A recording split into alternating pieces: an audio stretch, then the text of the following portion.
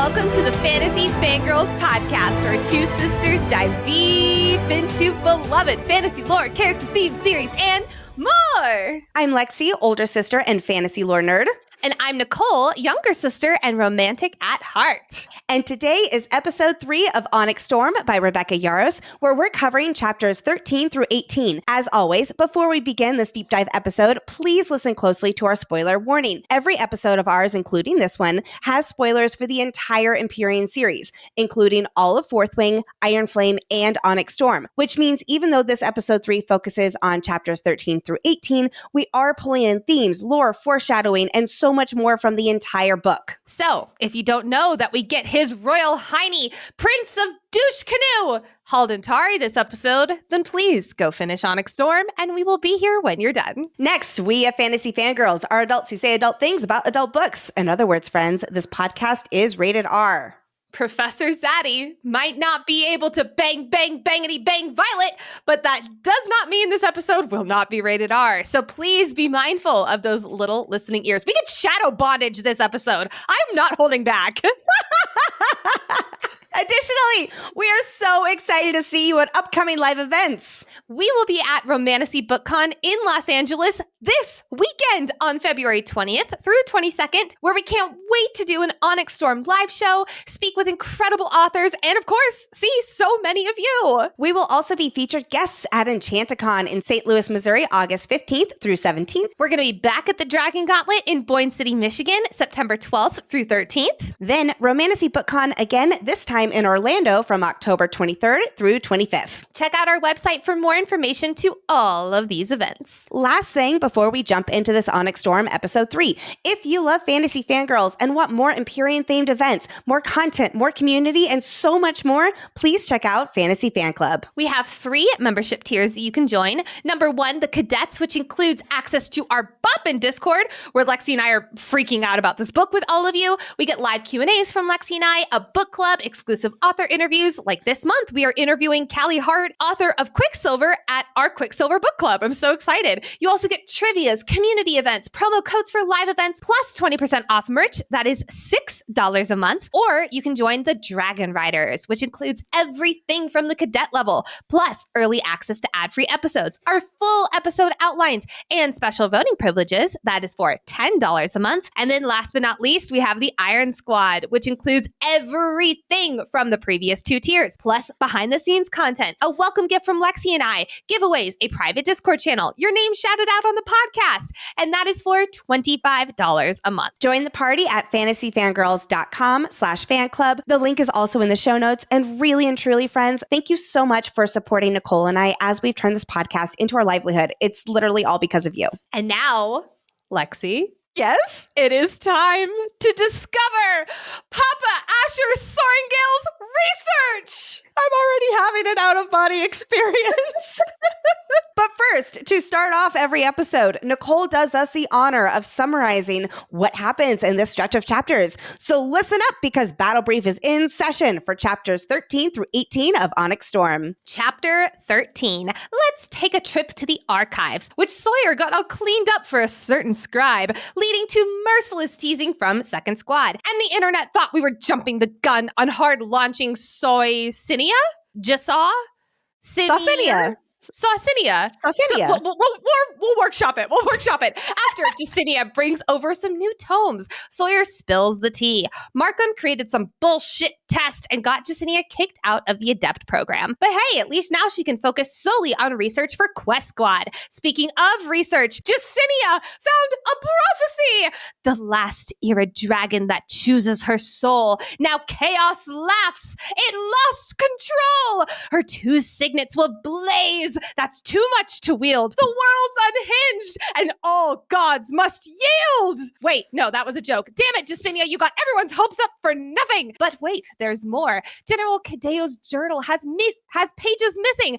Lexi, do you want to take a guess as to what super important topic was ripped out? The second Groveland uprising! Back in Battle Brief, Devera has the cadets reach under their seats and you get a Venin book, you get a Venin book, you get a Venin book. But that's not all they got, as Gaiath added a new class to the roster. Please give a warm welcome to the new Signet sparring instructor, Professor Zaden Ryerson, Chapter 14, Article 8, Section 1. We don't know what it says, but now hashtag Sorensen is quickly sinking into the Emerald Sea. Needing a distraction from her sinking ship, Violet shifts her focus to a new task, convincing Dane to steal Papa Sorengale's research from the commanding general's chambers. Good luck, my guy. Zaden, proving once again that he doesn't give a shit about rules, pulls Violet into a big office. During their much-needed heart-to-heart, Daddy Atos strolls in like he owns the place, making it perfectly clear that he will gladly kick Zaden off campus should they break the code of conduct. Woof. When Monday rolls around, Violet attempts to sway Grady's mind on, well, everything, but he's more stubborn than Lexi taking a red pen out on an episode that is over the word count. The task force is flying north, and there will be no ifs, ands, or buts about it. Don't you all want to see some pirates after all? Chapter 15, who's ready for some Signet sparring? Zaden shows off his mastery with the bond by holding a full conversation with Violet while giving instructions to the class. Talk about multitasking. There's a sex joke in there somewhere. One by one, Zaden hands everyone their ass on a silver platter, and it's just as delicious to read as you'd expect. And after everyone else is fully taken out, it's Violet's turn to step onto the mat. Chapter 16. Ready to make Violet work for it, Zaden blacks out the mat with his shadows. Knowing that she's going to need some help keeping him in check, Zaden teaches Violet how to find him within the shadows. Although he does some of the work for her and finds her, kissing her passionately. But it turns out that this was really a lesson for Violet on his Signet, because she is the only one capable of killing him. Dun dun dun! What's one of the main things second years look forward to? Hogsmeade! Shintora! It's time to hit the pub and gossip, of course. Sparring class, the gods, cadets exploding! You know, the usual. But the wing leader is here. Dane pulls Violet aside and agrees that he'll retrieve her father's research, but it has to be a solo mission Dane possible. Chapter 17. He did it! He did it! He did it! Yay! Violet is now officially in possession of Papa Sorengale's research. Lexi? Yay, I'm so excited! But it's locked up tighter than my Wi-Fi when I forget the dang password. Hopefully Violet is better at riddles than she is at staying on Tarn. There's no time to think about it though. Class is starting and things are heating up down the bond once again. Zaddy shows off his multitasking skills, this time mind sexting edition, hitting the mat as a group. Second squad joins together to take down Garrick. The fight comes to a close when Violet lands a perfectly aimed lightning strike to a dagger, and someone in the crowd starts clapping. Welcome to the stage, His Royal Weaselness, Commander of Commitment Issues, Lord of It's Not You, It's Me speeches, Grand Maester of Gaslighting, and Duke of Nope, Prince Halden, the homewrecker Tari, Crown Prince of Navarre. Zaden doesn't like his newfound quote-unquote competition, and what better way to assert dominance than launch the poor defenseless douchebag princeling into a rock-solid wall? Oops. Chapter 18. Well, Halden's still alive, and Zaddy set some new fun ground rules. Back in her room, Violet successfully opens her father's research, a history of the Second Croveland Uprising, draft by Lieutenant Colonel Asher Sorengale. The chills. Pulling out a letter, Violet gets a rundown from her father on what is between the pages and where to go if the worst has happened. And sadly for Violet, the worst has happened, and it turns out that she needs to get to Deverelli. Then, jealous Zaden enters the chat. Being the morally gray shadow daddy that he is, Zaden confesses that he's high-key considering murder. How concerning. How romantic. Don't worry, Zaden, she only has eyes for you. And kinky shadow makeout time. I said a kinky shadow makeout time. Hey, have mercy on you two. Zaden, begging for an ice bucket challenge, needs Violet to tell him something, anything that will get his mind off his wiener. How about Papa Sorengale's research and the plan to take an artifact from poor old Meal? Dun dun dun! Pausing for a quick moment for a different kind of tale old as time. You sign up for something, forget about it after the trial period ends. Then, dun dun dun, you're charged. Month after month after month, because we all keep forgetting with our busy lives. These subscriptions are there, but you're not using them. In fact, we've learned that 85% of people have at least one paid subscription going unused each month. But thanks to Rocket Money, we can see all of our subscriptions in one place and cancel the ones we're not using anymore. It's a great way to help save money. Rocket Money is a a personal finance app that helps find and cancel your unwanted subscriptions. Plus, it monitors your spending and helps lower your bills so you can grow your savings. Huzzah! Rocket Money will even try to negotiate lower bills for you. They automatically scan your bills to find opportunities to save. Then you can ask them to negotiate on your behalf. They'll deal with customer service so you don't have to. Oh my gosh, that is just absolutely amazing. Rocket Money has over 5 million users and has saved a total of $500 million in canceled subscriptions, saving members up to $740 a year when using all of the app's premium features. Cancel your unwanted subscriptions and reach your financial goals faster with Rocket Money. Go to rocketmoney.com/fantasyfangirl today. That's rocketmoney.com/fantasyfangirl. rocketmoney.com/fantasyfangirl. All right, writers, it is time to don our Signet power and discuss key insights, character analysis, lore, foreshadowing, theories, and so much more. We immediately pick up where we left off last episode as we leave the interrogation chamber. Goodbye, Jack fucking Barlow. And we run into our favorite other second years.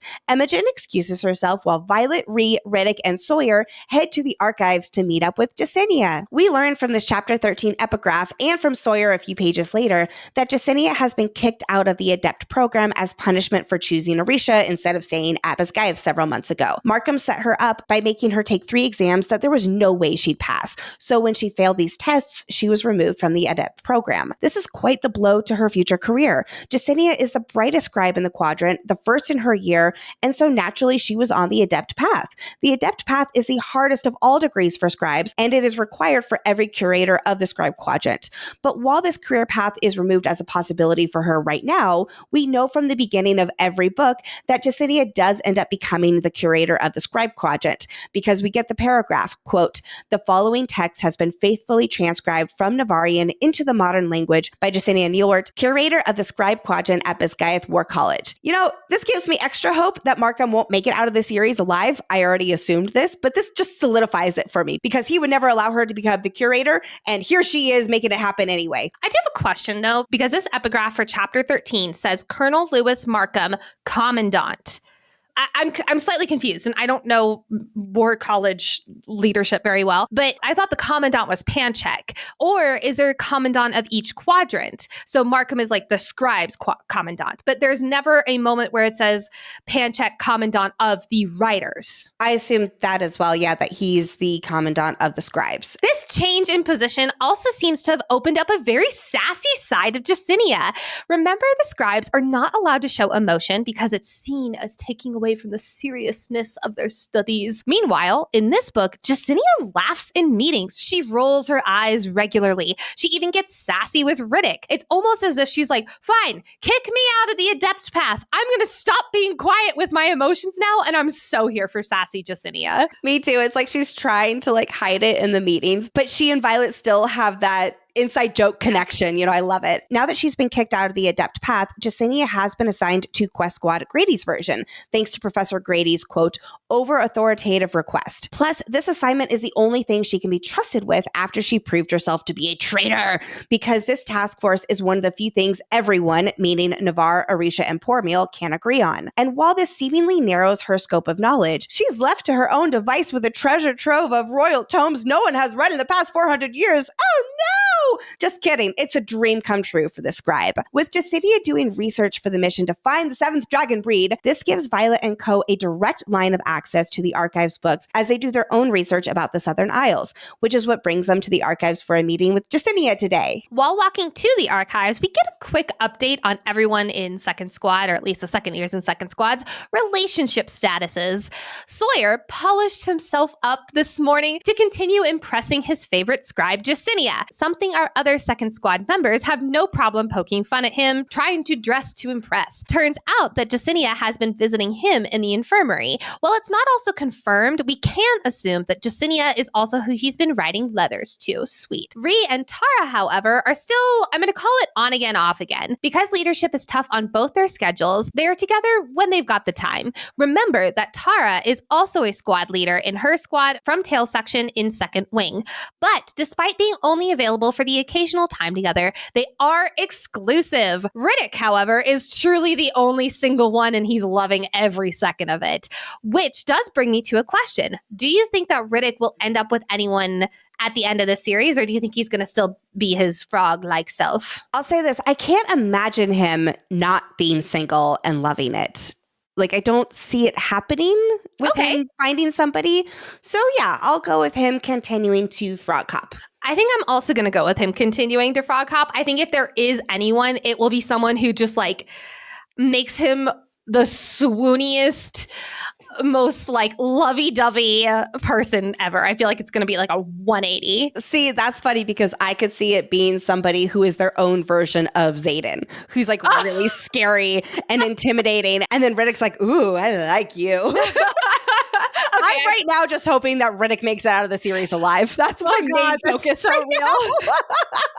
As we know, Violet and Zaden are very much together. I love that this conversation of the opening of chapter 13 is them being very much together. And then the end of this chapter is when Violet says their relationship is over because he's a teacher. But what is so on brand with our second squad teasing is that they call out how Zaden and Violet bicker like an old married couple. And it's always the same fight. Violet needs him to stop keeping secrets. And then Zaden's secretive nature is what attracted her in the first place. And why the heck can't she just stay out of harm's way for 5 fucking minutes? This dig feels so much like Rebecca Yarros poking fun at the criticism from Iron Flame, and she's just saying, bite me.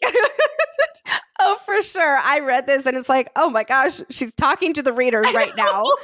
Oh man, it's like she's saying, yes, I'm aware that that was happening in Iron Flame, but it had its reasons for their relationship and character development. Yes. As we talked about at length in our Iron Flame deep dive. Yes. With the conversation of relationship status, the squad brings up the idea of legacy. We learn in Fourth Wing that writers may marry earlier, right after graduation, in the hopes to continue bloodlines, since most successful writers are legacies in their own. With Violet and Zaden being the two most powerful writers in their generation, Violet's friends are expecting leadership to whisk them away to a temple to go marry and basically hand them a sign that says, now go make babies. Do you want to explain that, Lexi? Yes. So that's so funny that you mentioned that. Okay. So at my wedding, right after we got married, my in-laws, as a joke, and like we're all very playful, so this is all in good fun. Yes. They brought out a sign that they surprised us with that literally said, now go make babies. It's also important to note that your mother-in-law wanted grandchildren so badly, but it was never in like a Lexi, like do this. It was it was always in a playful manner. But the irony of it was that I was already unknowingly 7 weeks pregnant. So there's literally a photo of us on our wedding day with a sign that says, now go make babies. And let's just say my boobs looked fantastic. But turns out it was because I was pregnant. And then I gave it to Nicole. I snuck it into her wedding dress bag as like a joke where it's like, okay, now the sign is now yours. And then she threw it away. I will never forget you throwing up the morning of your wedding and us just being like, she's just nervous. There's a lot of stuff going on. Anyway, 2 things. Number 1, Violet mentions how it's not something her and Zaden have talked about, meaning marriage. And this does make me, I'm not going to lie, a little sad because they don't really get a chance to fully have the let's get married talk before that option is just thrust upon them in order to save Tyrandor at the very end. While they don't have the, I'll say like, let's definitely get engaged and all of that, there are so many hints throughout the book where he's like, girlfriend isn't permanent enough. And she thinks to herself how she really does want to be with him forever. And secondly, there is a lot of baby Roaringale foreshadowing. I could absolutely see this series, I'm going to call it ending with an epilogue of Zaden and Violet with a kid, maybe even a writer. I can only imagine that kid's Signet. But this also brings up a question because Leothin mentions later how a possibility of getting rid of the Venin is seeing if they drain the whole land and then can no longer survive, or seeing if their offspring evolve to be better than they are. Now, I do wonder if Zaden is not cured by the end of the 5 books. I'm not going to say it's like a sad ending. I think that it will be a happy ending, but he's not fully cured. It's more of just like we now live with this as part of you. I feel like this whole your kid might evolve to be better is foreshadowing for him and Violet to have a mixed baby Venin child and something with that. I don't know. I just felt like that was foreshadowing. It's clearly not a formed thought in my head. And here I am just thinking about the epilogue of Hunger Games. And it's like, that's what I envision. See, that's what I'm saying, though. Like, I think it would, like, I just described it terribly. But that's what I'm saying. Let's find out what Jacinia learned. In the second tome she pulled, she found a prophecy that says, when the last Irid hatches and bonds the cadet born of writer and scribe, she'll be gifted with 2 signets. Oh my goodness gracious. I'm not going to lie. I was Riddick in this moment. I was like, no way. Joke's on me and Riddick, because Jacinia was definitely being sarcastic. Thank God we have that on film. That's what the look that you gave the camera, it was like, and then it was like, oh. Jacinia's signs, of course there's no prophecy. Now, we will get a sort of kind of prophecy in a completely different way with Violet's incomplete dedication to Dune and how she has multiple paths to choose from. We're not going to get into that quite yet. We're putting that off right now. But I'm still convinced there isn't something more to Andarna knowing Violet, the girl with the mind of a scribe and the heart of a writer, would be hers. Does that equal a prophecy? Maybe not exactly, though I really am convinced there is more to Andarna choosing Violet that we don't know yet, and the sarcasm about a prophecy is planting a seed. But again, according to Jacinia, there is no prophecy, and by the way, she is knee-deep in research, so don't be an idiot, Riddick. She has gathered 6 tomes for our group, which mostly cover the southernmost isle of Develli, since that's the isle Navarre had last communication with. So it's a good starting point as they begin their own research separate from Grady's mission, because Violet is like, I don't agree with whatever he's doing, so I'm going to do my own thing. Jacinia is realizing how much information is not in the vault, and she is appalled by what the Archives vault is missing about the rest of the world, which, yep, pretty much sums up Navarre's nationalist line of thinking. But Jacinia has come across something else that piqued her interest. General Cadeo's journal has a whole section of pages ripped out after he notes that there may have been an outside isle supporting the second Crowlin uprising. The second Crowlin uprising, you say? The way I jumped out of my seat at this part, I was like, oh my God, oh my God, oh my God, it's coming. It's all going to tie back to the second Crowlin uprising with Papa Sorengale's research. And yes, it totally does. Okay, quick side note before I get too excited. General Cadeo is a new name and not anyone we have heard of in the past 2 books. We don't know anything else about him besides this journal that he had. So if you're like, who the heck is this General Cadeo? Don't worry, you're in good company. Nobody does know. So the puzzle pieces are slowly starting to fall into place. The second Crowlin uprising occurred around 433. Our story is currently in 634. Navarre severed all communication with most isles after the isles sided with Pormil around 206. And in the 400 plus years since, the isles have killed every emissary Navarre has sent to the isles.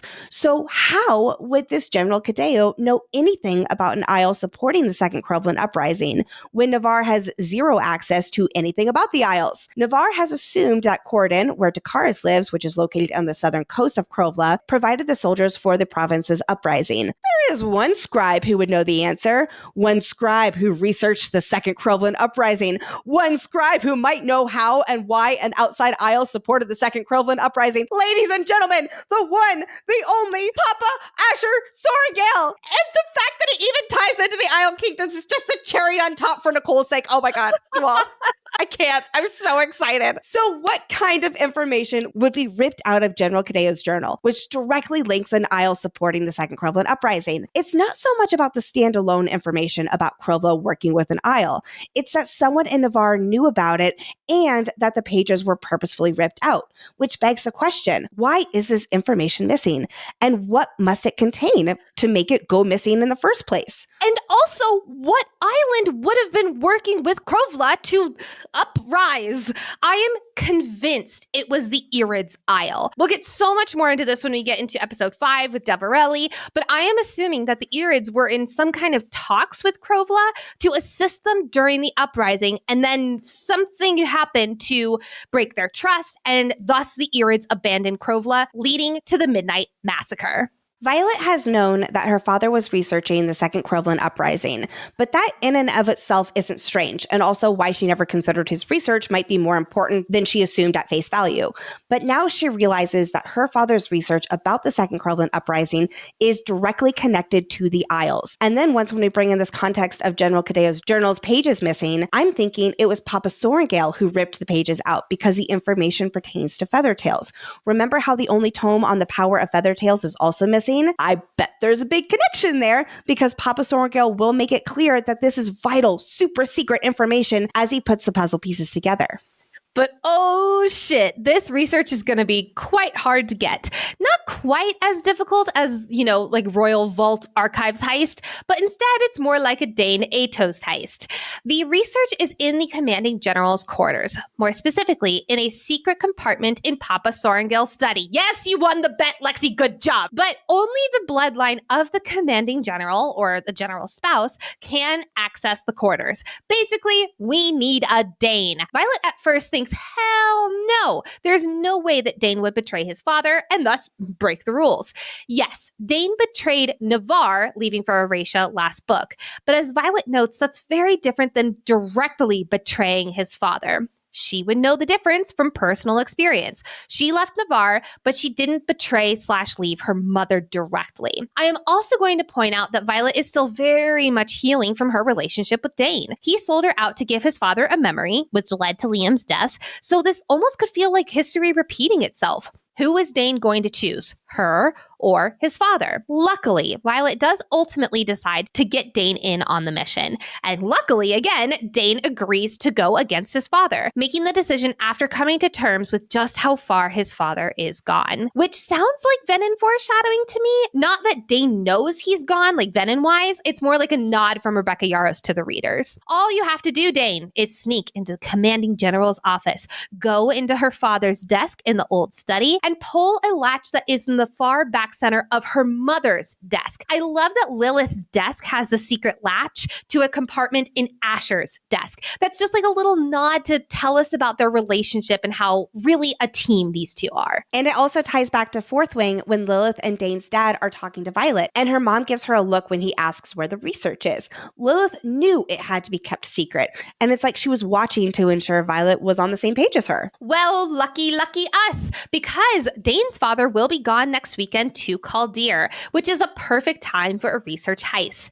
Unlucky for us, after Dane spent a few days reconning the security on the quarters, he came to the conclusion that there's no way that this can be a group effort, and instead it must be a Dane, aka the Atos blood, solo mission. Fun fact, apparently there was a scene with Second Squad and Dane sneaking into the quarters, but in editing, Rebecca Yarros and her team cut it out for A, space. The books have to fit a certain amount in boxes and a certain amount on the shelf, so it has to be under a certain word count, which Rebecca Yarros still did go over. Like 10,000 words, right? Like by like 10,000 words, yeah.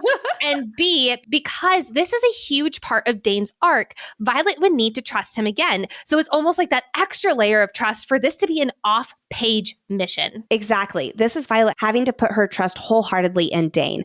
And it's a big deal for her as the relationship continues to heal. It seemed like it was at a place of no return in the first part of Iron Flame.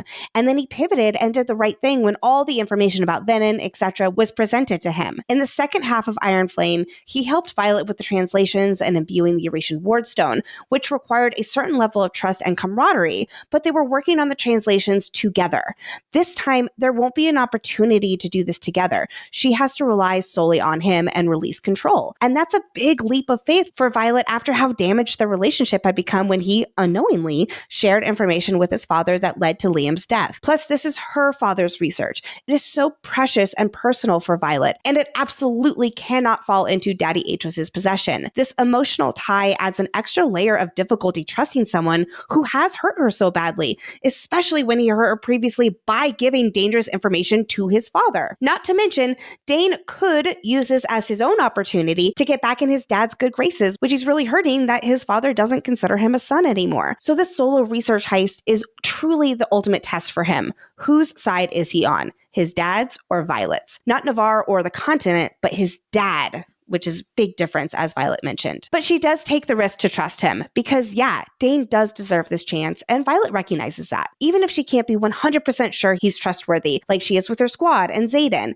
At least not yet, Because spoiler, Dane pulls through because of course he does. Rebecca has told us all along that he's a good guy. This episode is sponsored by Squarespace. We all know that an effective website is essential to the success of a small business. And starting that process can be really overwhelming. How to make a website? What do you need on the website? But luckily, Squarespace has our backs with all our website needs. Squarespace simplifies the entire website creation process. Start a completely personalized website with the new guided design system, Squarespace Blueprint. Choose from professionally curated layout and styling options to build a unique online presence from the ground up, tailored to your brand or business and optimized for every device. Easily launch your website and get discovered fast with integrated, optimized SEO tools so you show up more often to more people and grow the way you want. Plus, for folks who sell products through their website, Squarespace makes checkout seamless for your customers with simple but powerful payment tools. Accept credit cards, PayPal, Apple Pay, and in eligible countries, offer customers the option to buy now and pay later with Afterpay and ClearPay. Go to squarespace.com for a free trial. And when you're ready to launch, go to squarespace.com/FFG to save 10% off your first purchase of a website or domain. 3 days later, we are back in Battle Brief. And let's open class with a quick lesson on how fucked we all are. Devera flicks her wrist and out comes the largest map of the continent they've ever seen. Pause, because here's what we knew from Iron Flame the last time we got a map update. First and foremost, it does look like they've abandoned the orange and the red markers from the beginning of Iron Flame, and they've just gone to all red because everything's important now. Secondly, in our last battle brief of Iron Flame, the map showed flags moving in around Samara and a few red flags spread out along the border. Now in battle brief, red spans up from the Barrens, up the Stonewater River, which separates the two southernmost Poromiel provinces, Breivik and Krovla. Then the red stops just short of Samara before spreading out around the ward line, almost, quote, like the enemy is searching for weaknesses. This is concerning. As Devera notes, the Venin seem to be centered around the Samara outpost for the ward's assault because it is the straightest path to Basgaev and thus the hatching grounds. This is where we were in the end of Iron Flame. The hatching grounds are also where there's enough magic to sustain the Venin for a long, long time. We also can't forget that Samara has very recently been hit hard with Venin attacks. Our second squad arrived soon after the Venin action earlier in Chapter 9. So Samara is also really worn down right now. They are also having to be very scrappy with their resources right now because they used so much of their alloy hilted daggers to fight against the Venin, and it's barely protecting them now with the power of the wards. So I wonder now in hindsight, that was very strategic for the Venin because they're just trying to wear Samara down. But this is still very interesting to learn because the Venin don't seem to make another attempt at taking down the Basgaev Wardstone in the 5 months of this book. Theophany will end up attacking Drathis, which is southwest of the Stonewater River and quite far away. So is this an early setup for the next book's Venin attacks to continue? Ooh, possibly. But you know what else is concerning? Most of Breivik, the middle province of Poromiel, is filled to the brim with red flags, especially along the Dunas River, which borders the Barrens. And I quote, but Signeson hasn't been recently attacked, ... nor have they sent their cadets yet. Why is this not the biggest red flag of them all? Is it because the Signeson people are working with the Venin? How is this not alarming to anyone? Like that baffles me. I will die on the hill that they are recruiting as many young Signeson, or honestly just any Signeson people, into the Venin, and then they send the young Signeson people to the school so that they can take Basgaev from the inside. I think that's happening in book 4. I'm very, yes. Yeah, okay, thank you. I'm glad we're on the same page there. Now, some notable places that are still looking good. Seneva, which is the royal seat of Breivik, where the queen lives, and Corden in Krovla, where Takaris lives. I am shocked Corden is still standing at the end of this book. Like, it's not lasting, right? Well, there is some speculation that Takaris is not who he seems because it is still standing. Interesting. Yes. I think that the Venin are waiting to take him down because they took down Seneva, thus killing the queen. Yep. Takaris is now king of Poromiel. I guarantee you they're going to take him down. And then it's up to Serena and Kat to rule Poromiel. Well, quick note on that, because as of right now, Drake and our beloved Broccoli are in Corden. There is one thing that Rebecca did promise us, is that Broccoli will make it out of the series alive. So if the Venin do attack Corden, At least we know broccoli will make it out. Screw everyone else. Screw the beautiful glass castle. Broccoli the cat, the dragon riding cat with the kitty goggles is fine. Devera states the obvious. Navarre's knowledge of the Venin has, up until now, been impeded. In other words, it's been kept a secret by leadership and erased from history. But she's in professor mode, so she has to be PC about it. Luckily, the cadets in the Scribe Quadrant have been working overtime on a Venin anthology. Now, every cadet in this room has a collection of texts all about the Venin, so they can get up to speed about their new enemy they weren't supposed to know even existed up until a few months ago. At least the Flyers are already familiar with all this information, and Violet has read all of these texts, except for the last one, Dark Wielders and Dark Times, because Takaris had sent her these books back in Arisha. The first two books, Captain Lyra Durrell's Guide to Vanquishing the Venin and Venin, a Compendium, are texts that we have heard before, both being featured epigraphs in Iron Flame, including the famous Venin ranks breakdown, which was done by Drake Cordella in Venin, a Compendium. Did you know that he is Kat's cousin? Yes, Kat, you're better than us. The cadets' new history class will be taught by Professor Keandra. Remember, she is the flyer teacher who is now here at Biscaeth. And the focus will be on Venin for obvious reasons. These writer and flyer cadets will also have another new class, Runes. But since Trissa, the Arisha Assembly member and Runes expert who taught the Arishan cadets in Iron Flame, she does not want to come to Biscaeth. She does not want anything to do with Biscaeth, which means the cadets will have to take a field trip all the way to Arisha in 2-week cycles for Runes intensives. I want to point out how big of a deal these two new class additions are. A history class on Venin, when even asking about an attack that turned out to be from Venin that killed someone last year. Remember how that happened with Markham orchestrating that. And Runes class. Remember how Runes were banned a couple hundred years after the unification of Devar because they were the great equalizer of power. The continent is in dire need to learn everything they can about the enemy and become as powerful as they possibly can using all available resources. It's no longer the time to withhold information and keep magical equalizers banned. Although the real question is it too little, too late? Also, sparring challenges with Professor Emeterio will now be allowed to include wielding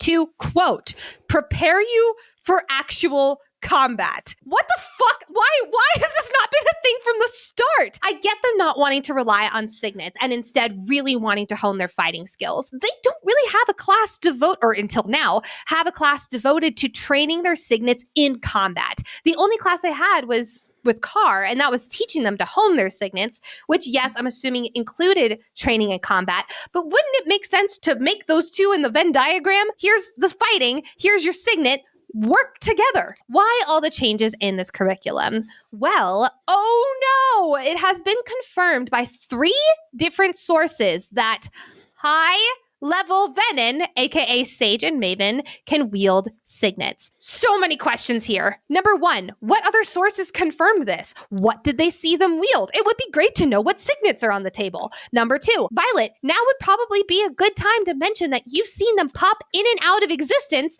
which based on how Garrick's signet is described, that mean they could have more than one signet, aka they could also be distance wielders. Number 3, this also makes me wonder because we know dragon riders, and we can assume Griffin flyers, who go Venin still have their powers despite what level they are. Zaden is a great example. He is an initiate. He can still wield shadows and, of course, his intrinsic signet.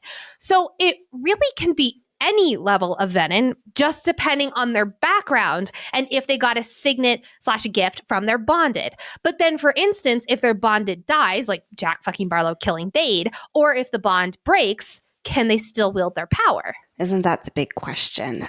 I don't know if they would be able to still wield that particular power, but when their dragon dies, they have to pull from the source that much more, which then makes them a stronger Venin because they are leveling up as a Venin. Yeah. So I think they'd still be able to use their... So, let's use Naolan as an example. This is totally speculative. Will Naolan, if he is Venin, still be able to be a Siphon? Now, this does make me wonder because Sloan, she manifested siphoning. I bet you anything she's the counter to Naolan. Yes. So I'm assuming that Naolan can still siphon, even though Taryn has broke the bond, assumedly. I don't know. Okay, sounds good. We also have to remember, though, that most Venin were not already riders or flyers.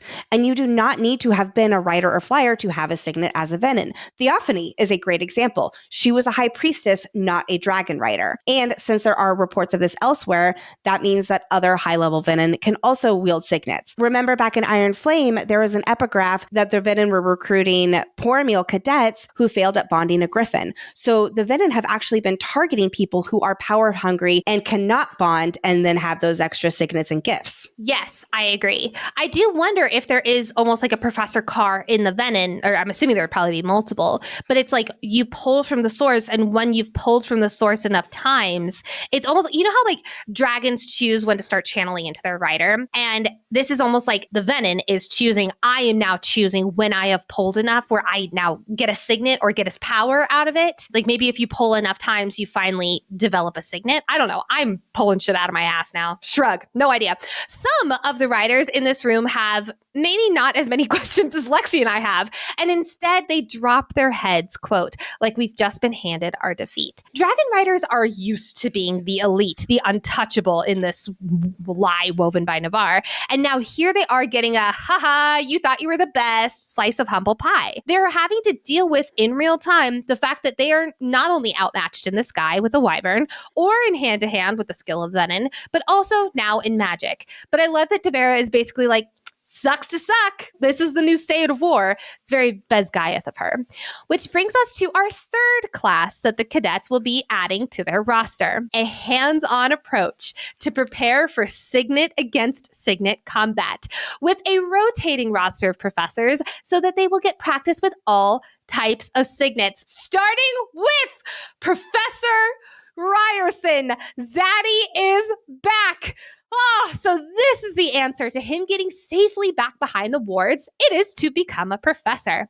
It was the utmost importance to get Zaden back behind the wards, especially because we get a bit more info from him as to what happened beyond the wards when he pulled. In battle, he basically blacked out, and the need for power overtook him so much that he doesn't even remember reaching until Singale started yelling at him. Side note, the way that he's talking here, I do wonder if he would have gone ASOM at that point if Singale hadn't stopped talking to him, or at least gotten way closer, maybe like more of that amber flecked eyes rather than the gold flecked eyes. So luckily, Singale did start yelling at him and basically snapped him the hell out of it. I would love to know what she had said in that moment. That's a scene that I would love to see, mainly for Singale. Remember, this is the first time that Singale has talked to Zaden since he went Venin a little over a month ago at the end of Iron Flame. Imagine someone who is your closest companion not speaking to you for over a month. Like, Lexi, if you didn't speak to me for a month, I would feel like I lost a limb. But also add in Violet not being on the border with him. And yeah, Zaden was probably not doing so hot, and he was probably feeling really alone and on the edge,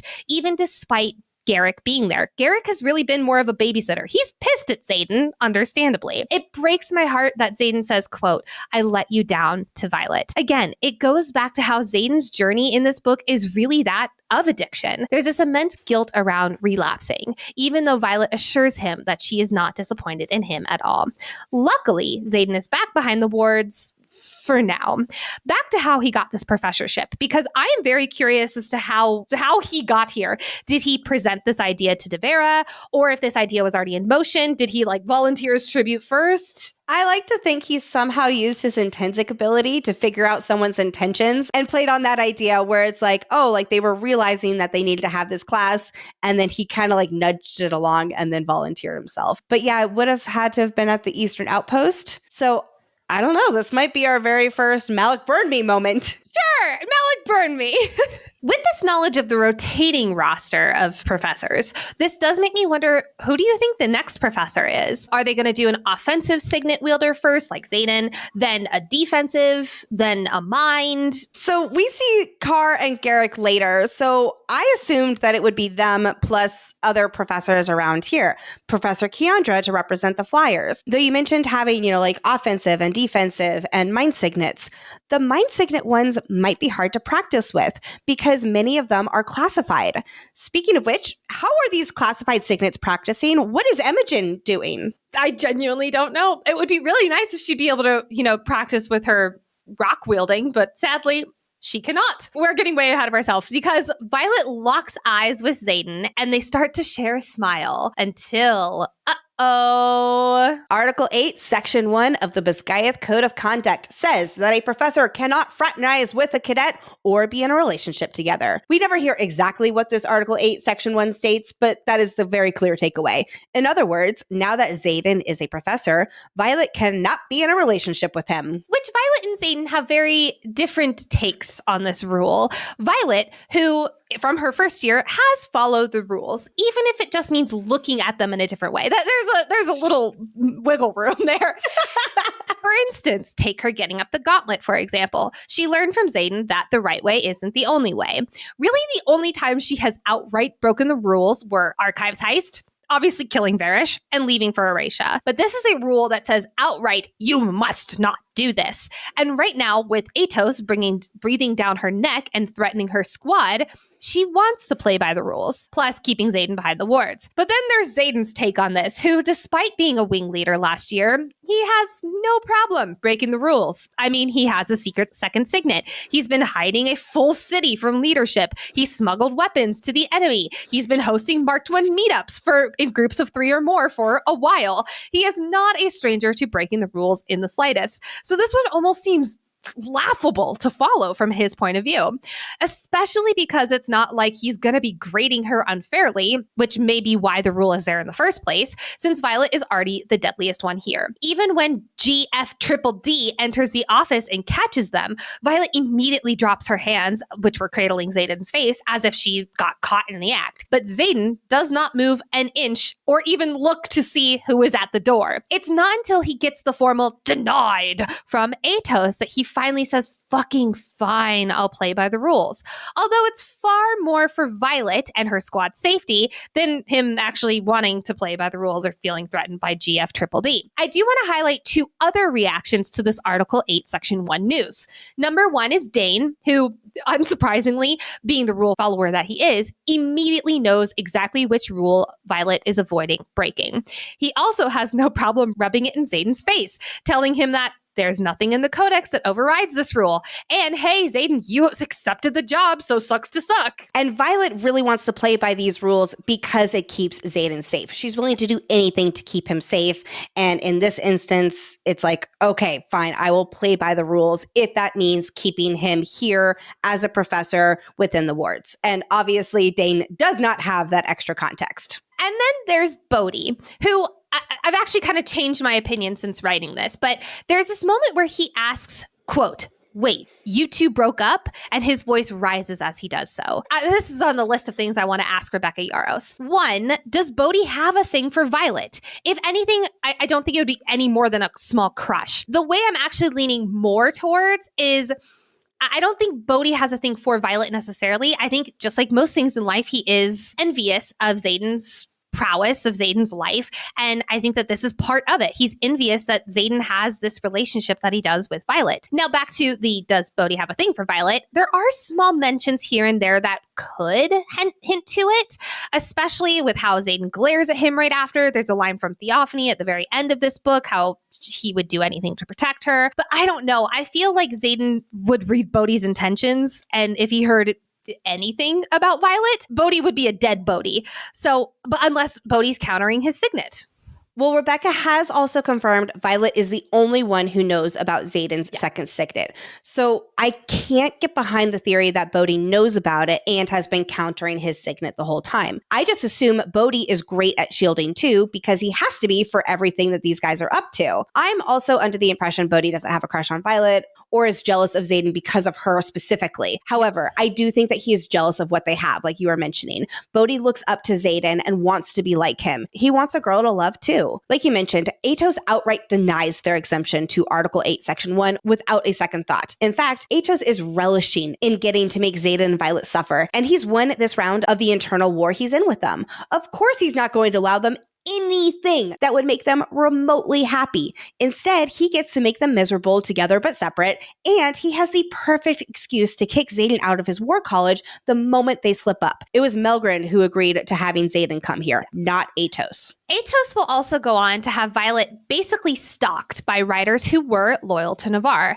Let's not forget that Atos is in charge of a whole fucking war college, and he is hyper focused on making Zaden and Violet's life miserable. Where are your priorities? My guy, chill.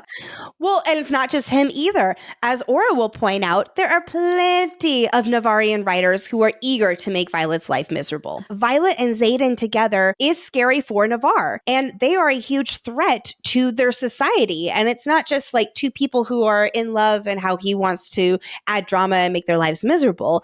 It is, in his eyes, much bigger than that. I also want to take a small moment and highlight the amount of times the word red or scarlet or some other synonym of red is mentioned around Daddy Atos. His face flushes scarlet. His cheeks grow red. From chapter 7 in this book, quote, his face a molted shade of red. I could go on and on. It's not just this book. It's also especially Iron Flame. Could this be a coincidence? Possibly. This man is absolutely unhinged, as we saw at the beginning of Iron Flame. So this could just be show don't tell for us around his control/anger issues. Could this also be sneaky foreshadowing that he's Venin, or subconsciously connecting the color red to him and that he's connected to the Venin?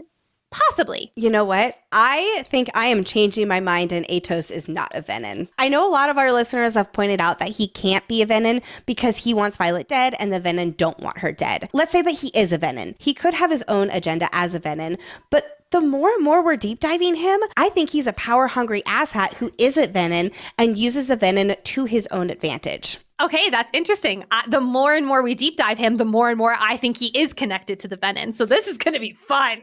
I do feel for Dane seeing all this play out with his dad being the ultimate asshat. As he says, quote, my father is clearly just beyond help in general. He's going through something similar that Violet went through last year. He's realizing his father isn't the person he always looked up to. And Dane's priorities and values are shifting and don't align with his parents anymore. Yet that doesn't stop a son from mourning the loss of the relationship and the father he thought he had. His father's pride in him has meant everything to Dane for so long, and now Dane has chosen a different path, the moral path, the good path, and it's hard for him not to look over his shoulder and recognize his father is miles down the road on the opposite path. So Dane lets Violet know his plan regarding her earlier proposal to him about getting her dad's research from his dad's new quarters. Daddy Atos will be in Caldir next weekend, so it'll be the perfect time to sneak in and get it. Dane is sure going through a lot and having to process that his father isn't the person he thought he looked up to his whole life. And with that probably comes a lot of stress. And for me, whenever I have high stress, I get breakouts galore. But never fear, Apostrophe is here. Whether you're dealing with acne, signs of aging, dark spots, Apostrophe helps you get access to the right treatments for your skin. Apostrophe is an online platform that connects you with an expert dermatology team to get customized acne and dermatology treatment for your unique skin. Through Apostrophe, you can get access to oral and topical medications that use clinically proven ingredients to help clear acne. Simply fill out an online consultation about your skin goals and medical history, then snap a few selfies, and a dermatology provider will create a customized treatment plan just for you. If you've been listening since our Iron Flame coverage specifically, I talked about having acne for quite a while. Gone. It is completely gone with Apostrophe. I'm so happy. It's amazing. Also, it is my favorite sunscreen that I put on under my foundation every single day. This is a company that I really, really trust. Also, their bottles last me forever, which I love so, so much. We have a special deal for our audience. Get your first visit for only $5 at apostrophe.com/FF when you use our code FF. That's a savings of $15. This code is only available to our listeners. To get started, go to apostrophe.com/FF and click Get Started. Then use our code FF at sign up and you'll get your first visit for only $5. Thank you, Apostrophe, for sponsoring this episode. It's the first formal meeting for Quest Squad Grady's version. Man, we've been waiting to talk about this.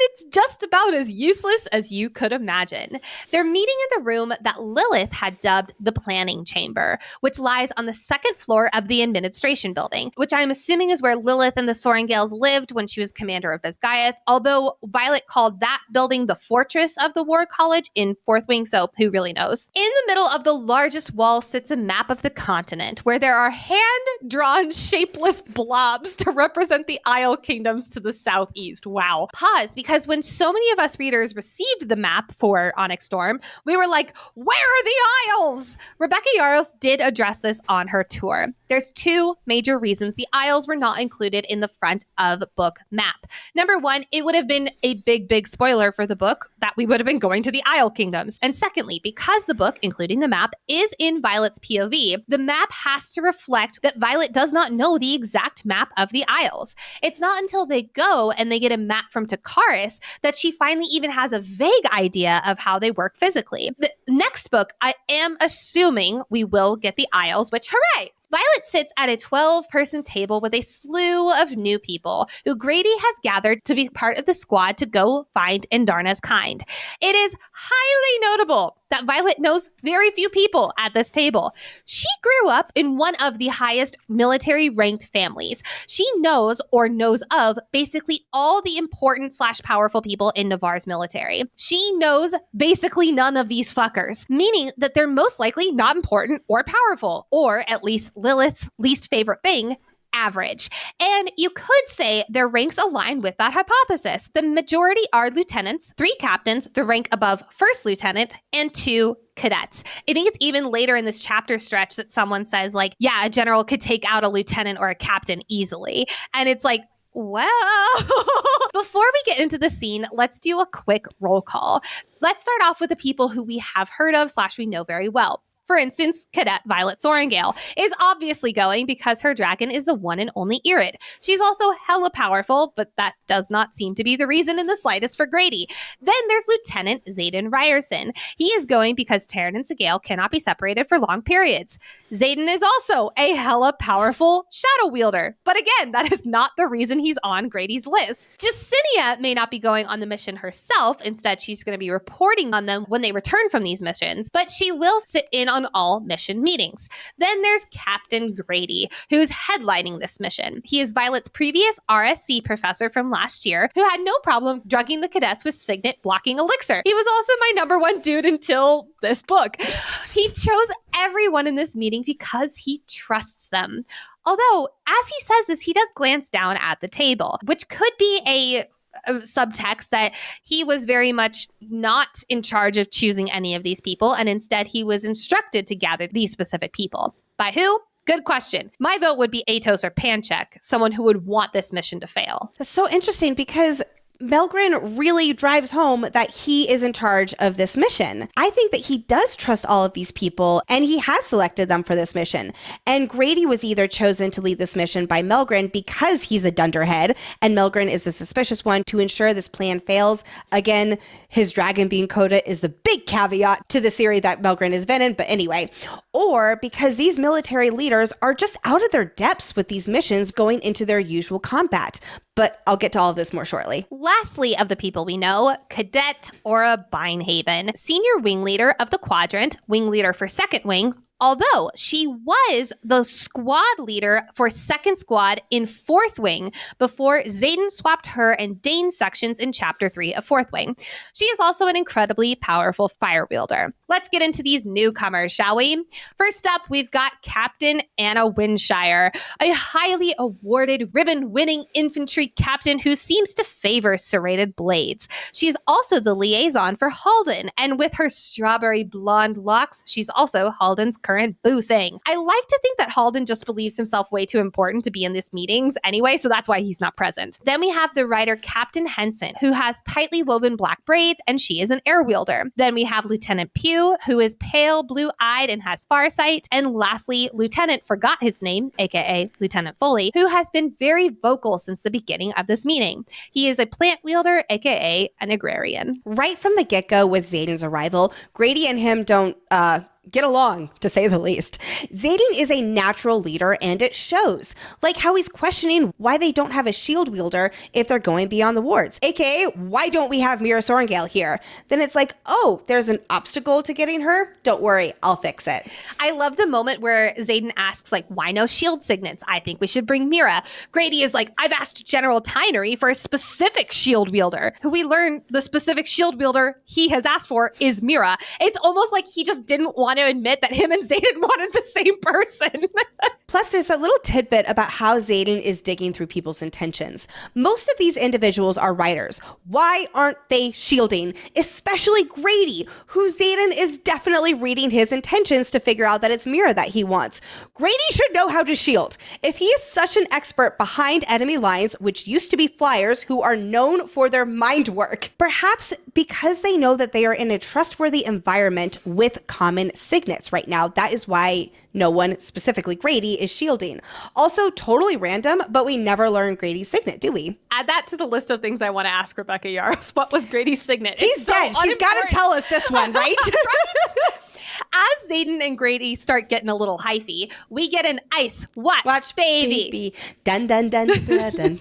But oh no, even though our chili meter is only on cold in this scene, as opposed to icy like it was last time, this is the first time we get a flash of the "Who are you?" Zaden. We will see this version of Zaden, who Violet does not recognize, several times in this book, which here, luckily, it's gone within a blink. But it does make me wonder what set off this like grrr version of Zaden. Was it Grady's stupidity? That would do it. Or was it something he saw in people's intentions? Or was it because he was using his signet and that way it was easier for him to get closer to the ice? Violet notes how the hairs on the back of her neck rises, and it sounds really familiar to when Zaden was reading her intentions back in Fourth Wing, when it said ice prickles on the back of my scalp, which I noticed, ice metaphor. There's the ice metaphor too. Ice watch baby has been missed out this entire time. I don't think Zaden is purposefully reading her intentions here, but he does slip a few times beyond just intentions, so I wouldn't be surprised if he does. I wondered that too when I first read that with, her scalp prickling, but then I wondered if this was actually a different version of it where it's like she is nervous for him because she is recognizing this change in him. But yeah. I could see it being both, truly. Absolutely. Yeah. Just like Jasenia warned based on the tomes about the Emerald Sea exploration that Grady requested, he shares that their first destination is north for this mission to find the 7th Dragon Den. Grady plans for them to begin along the northward coast. But yes, this is the same freezing cold north with the Emerald Sea that is largely unexplored and no one comes back from, which is part of Grady's reasoning for wanting to travel here. It is unknown territory, so it's a good place to start looking for a dragon den that hasn't been seen in centuries. And maybe the reason no one returns from the Emerald Sea is because of dragons. Plus, if they base their operation at the coastline, they'll still have access to their magic, which remember is mostly only accessible on the continent. I also want to point out that he might be pushing to go somewhere where people don't come back from by, I don't know, secrets die with people who keep them, Atos. If Zaden and Violet are on this mission and they go somewhere that people don't normally come back from, that could be a very easy oops.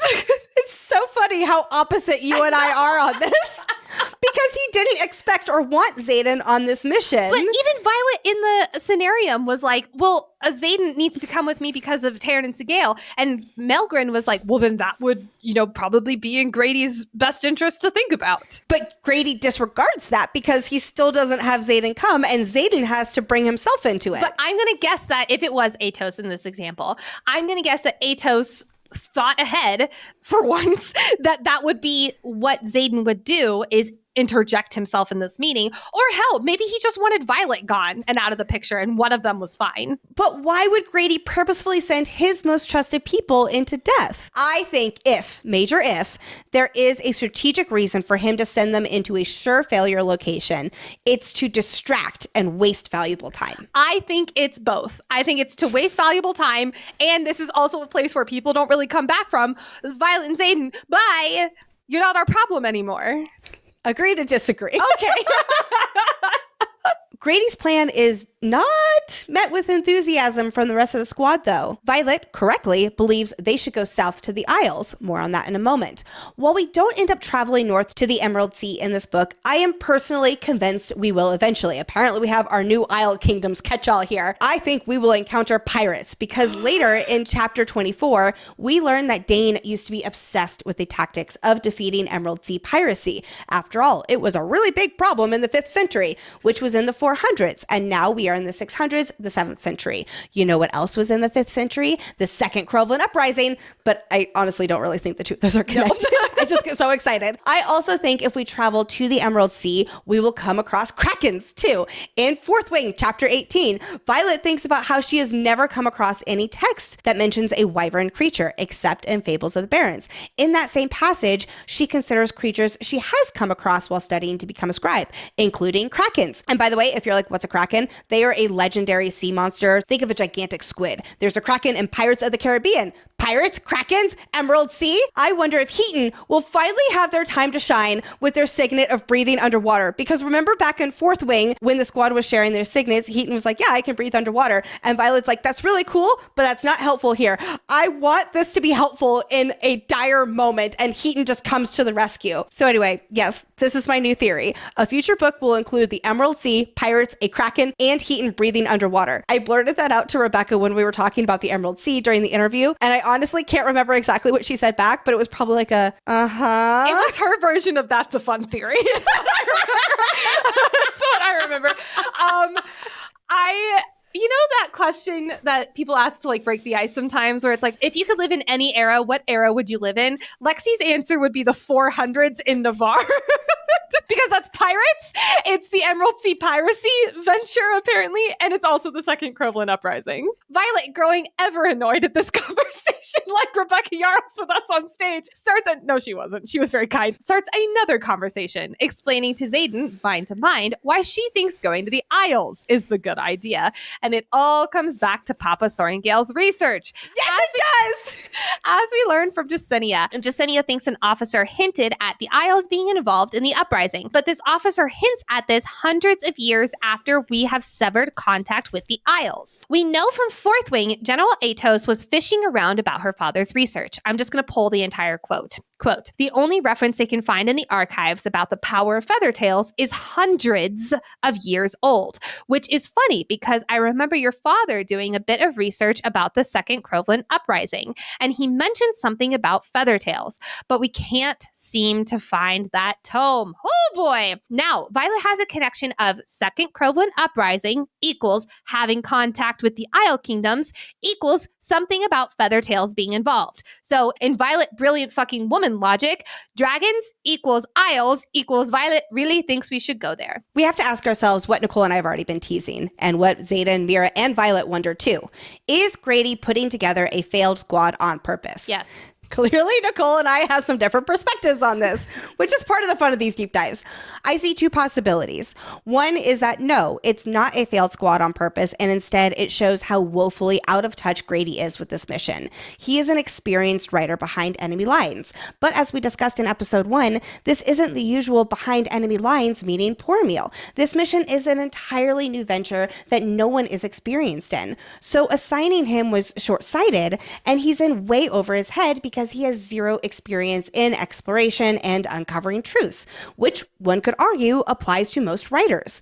Melgren assigned him for his combative and behind enemy lines expertise, not for his strategy, which is just as, if not more, important for this mission. Supporting points for this include how Grady had his dragon try to question Indarna after reading Violet's report about what Indarna remembers of the centuries before she hatched, which is nothing. Grady does not trust Violet, so he's trying to go behind her back to her dragon, and that did not turn out very well because Taryn removed a dozen of Grady's dragon's neck scales and Indarna left teeth marks in her tail. Also, Grady insisted on Jasenia helping with the research because this is an area she can be trusted with. If he wasn't trying in his own way, he probably wouldn't bring Jasenia into this or seek Indarna's help. Even with all this in mind, it's really hard not to wonder if something fishy is happening here. Grady seemed like a cool professor last year. Yeah, he did.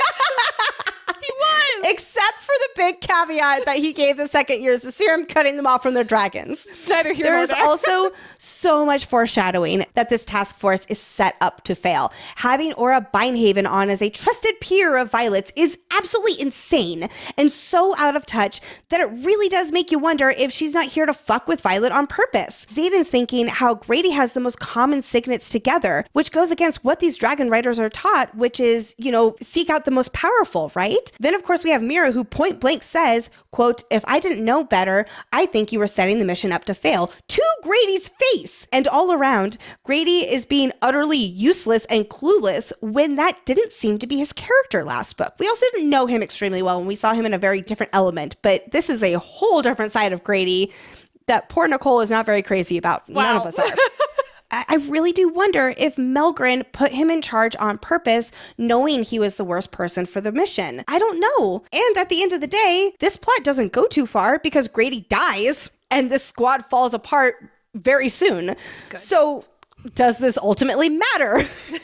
Or yes, it's the principle of the matter, Lexi. It does. Or does it make us have to consider the ulterior motives of, again, who put Grady in charge? Now, let's face it. This task force has the odds just so stacked against them. I would argue that that's from the inside. But I do know something that could help them get off on the right foot. It's AG1. If Grady took AG1, I bet this task force would look a lot different. When I take my AG1, I know that I am prioritizing my wellness and being kind to my gut. Jake and I absolutely love AG1. We make sure that every morning, no matter how busy we are, that we get our scoop of AG1. There's something so great about walking out the door or settling down at my desk, knowing that I have already gotten a head start on my daily nutritional needs from just one scoop of AG1. If you're watching on YouTube, you saw me finish my smoothie that had AG1 in it. One of the first things on my packing list for next week for Romantasy BookCon is my AG1 travel packs. I'm so excited. For me, my favorite thing about AG1 is truly how easy it is to incorporate into daily routine. Running short on time at the start of your day, all you have to do is drop a scoop of AG1 into your water, or like me, my smoothie, and you're good to go. So this new year, try AG1 for yourself. It's the perfect time to start a new healthy habit. And that's why we've been partnering with AG1 for so long. AG1 is offering new subscribers a free $76 gift when you sign up. You'll get a welcome kit, a bottle of D3K2, and 5 free travel packs in your first box. Like Nicole was mentioning, we never travel without ours. So make sure to check out drinkag1.com/FFG to get this offer.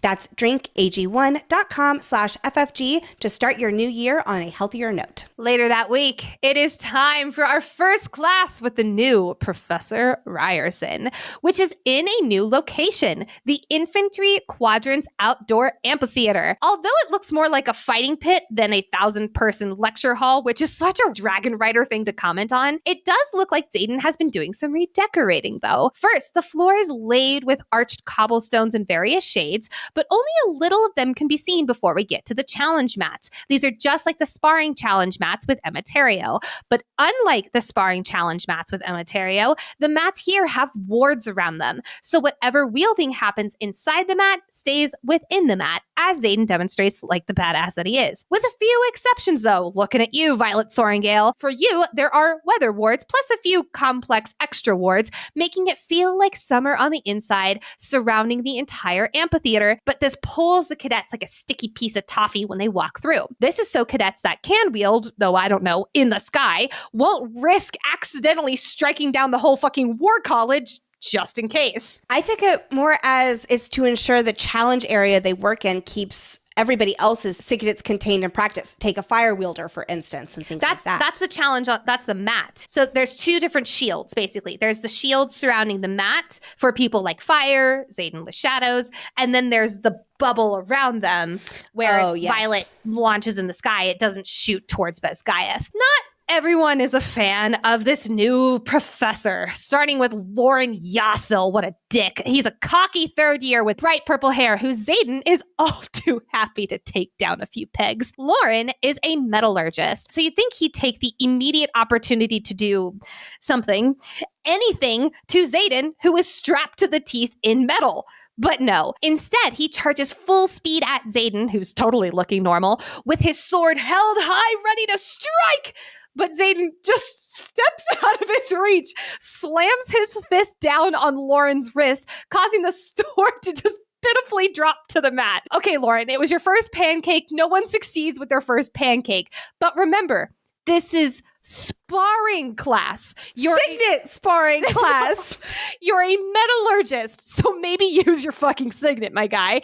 He begins circling Zaden. All the while, Zaden stays put, looks over at Violet, and fucking winks. This seems to be a move of Zaden's because he faced off with Violet on the mat in Chapter 9 of Fourth Wing, just minus the wink. They weren't quite there yet. Lauren, super sneaky from behind, sneaks up towards Zaden, takes his sword, lengthens it just so it's ready to strike Zaden's neck. Would you say his sword is of considerable length? I'm turning into my husband. That's his favorite joke ever since he glanced over and saw a particular chapter that I was reading.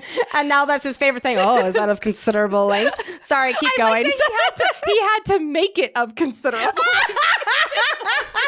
But looking down, Zaden notices this considerable length blade, its shadows, and he lifts a single finger for his considerable length, causing that same shadow to rush backwards, wrap around Lauren's throat, kinky, and also his arm, and Lauren is down. Lauren, your first mistake was using a move that made it so your shadows were in Zaden's direct line of sight, basically giving Zaden all of the Signet advantage. The second mistake was thinking that elongating the sword to considerable length was a creative enough move.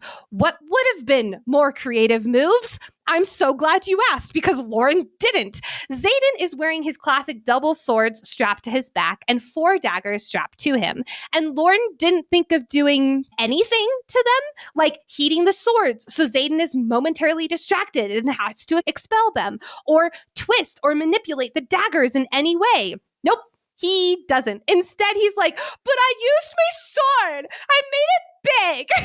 I love that all this time Zaden is just looking like the most cool guy of cool guys, showing off to his girl on the mat, which Violet is all too happy to watch the show. And then Zaden proceeds to put everyone on their ass, including Quinn, Rhee, Caroline Ashton, who turns out is a water wielder, and Nev, the third-year flyer.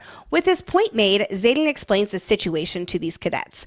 Up until now, their priority has been to beat their opponent at all costs. The writer's quadrant has always been every writer for themselves. It's kill or be killed. It's weeding out the weak. It's an individualist kind of thinking with secret tactics and maneuvers to gain the upper hand. But now they're all in this together. And it's Zaden's job as their professor to help them by giving them his edge. No more secrets for him to gain the upper hand. Well, except for the whole second Signet thing. But anyway, because it's time to share his training knowledge with them so they can all better themselves. Every cadet has something to learn, and they need to start learning from each other as well. And of course, especially him. It's a stronger together approach that Bisgayeth and Navarre as a whole has been lacking big time.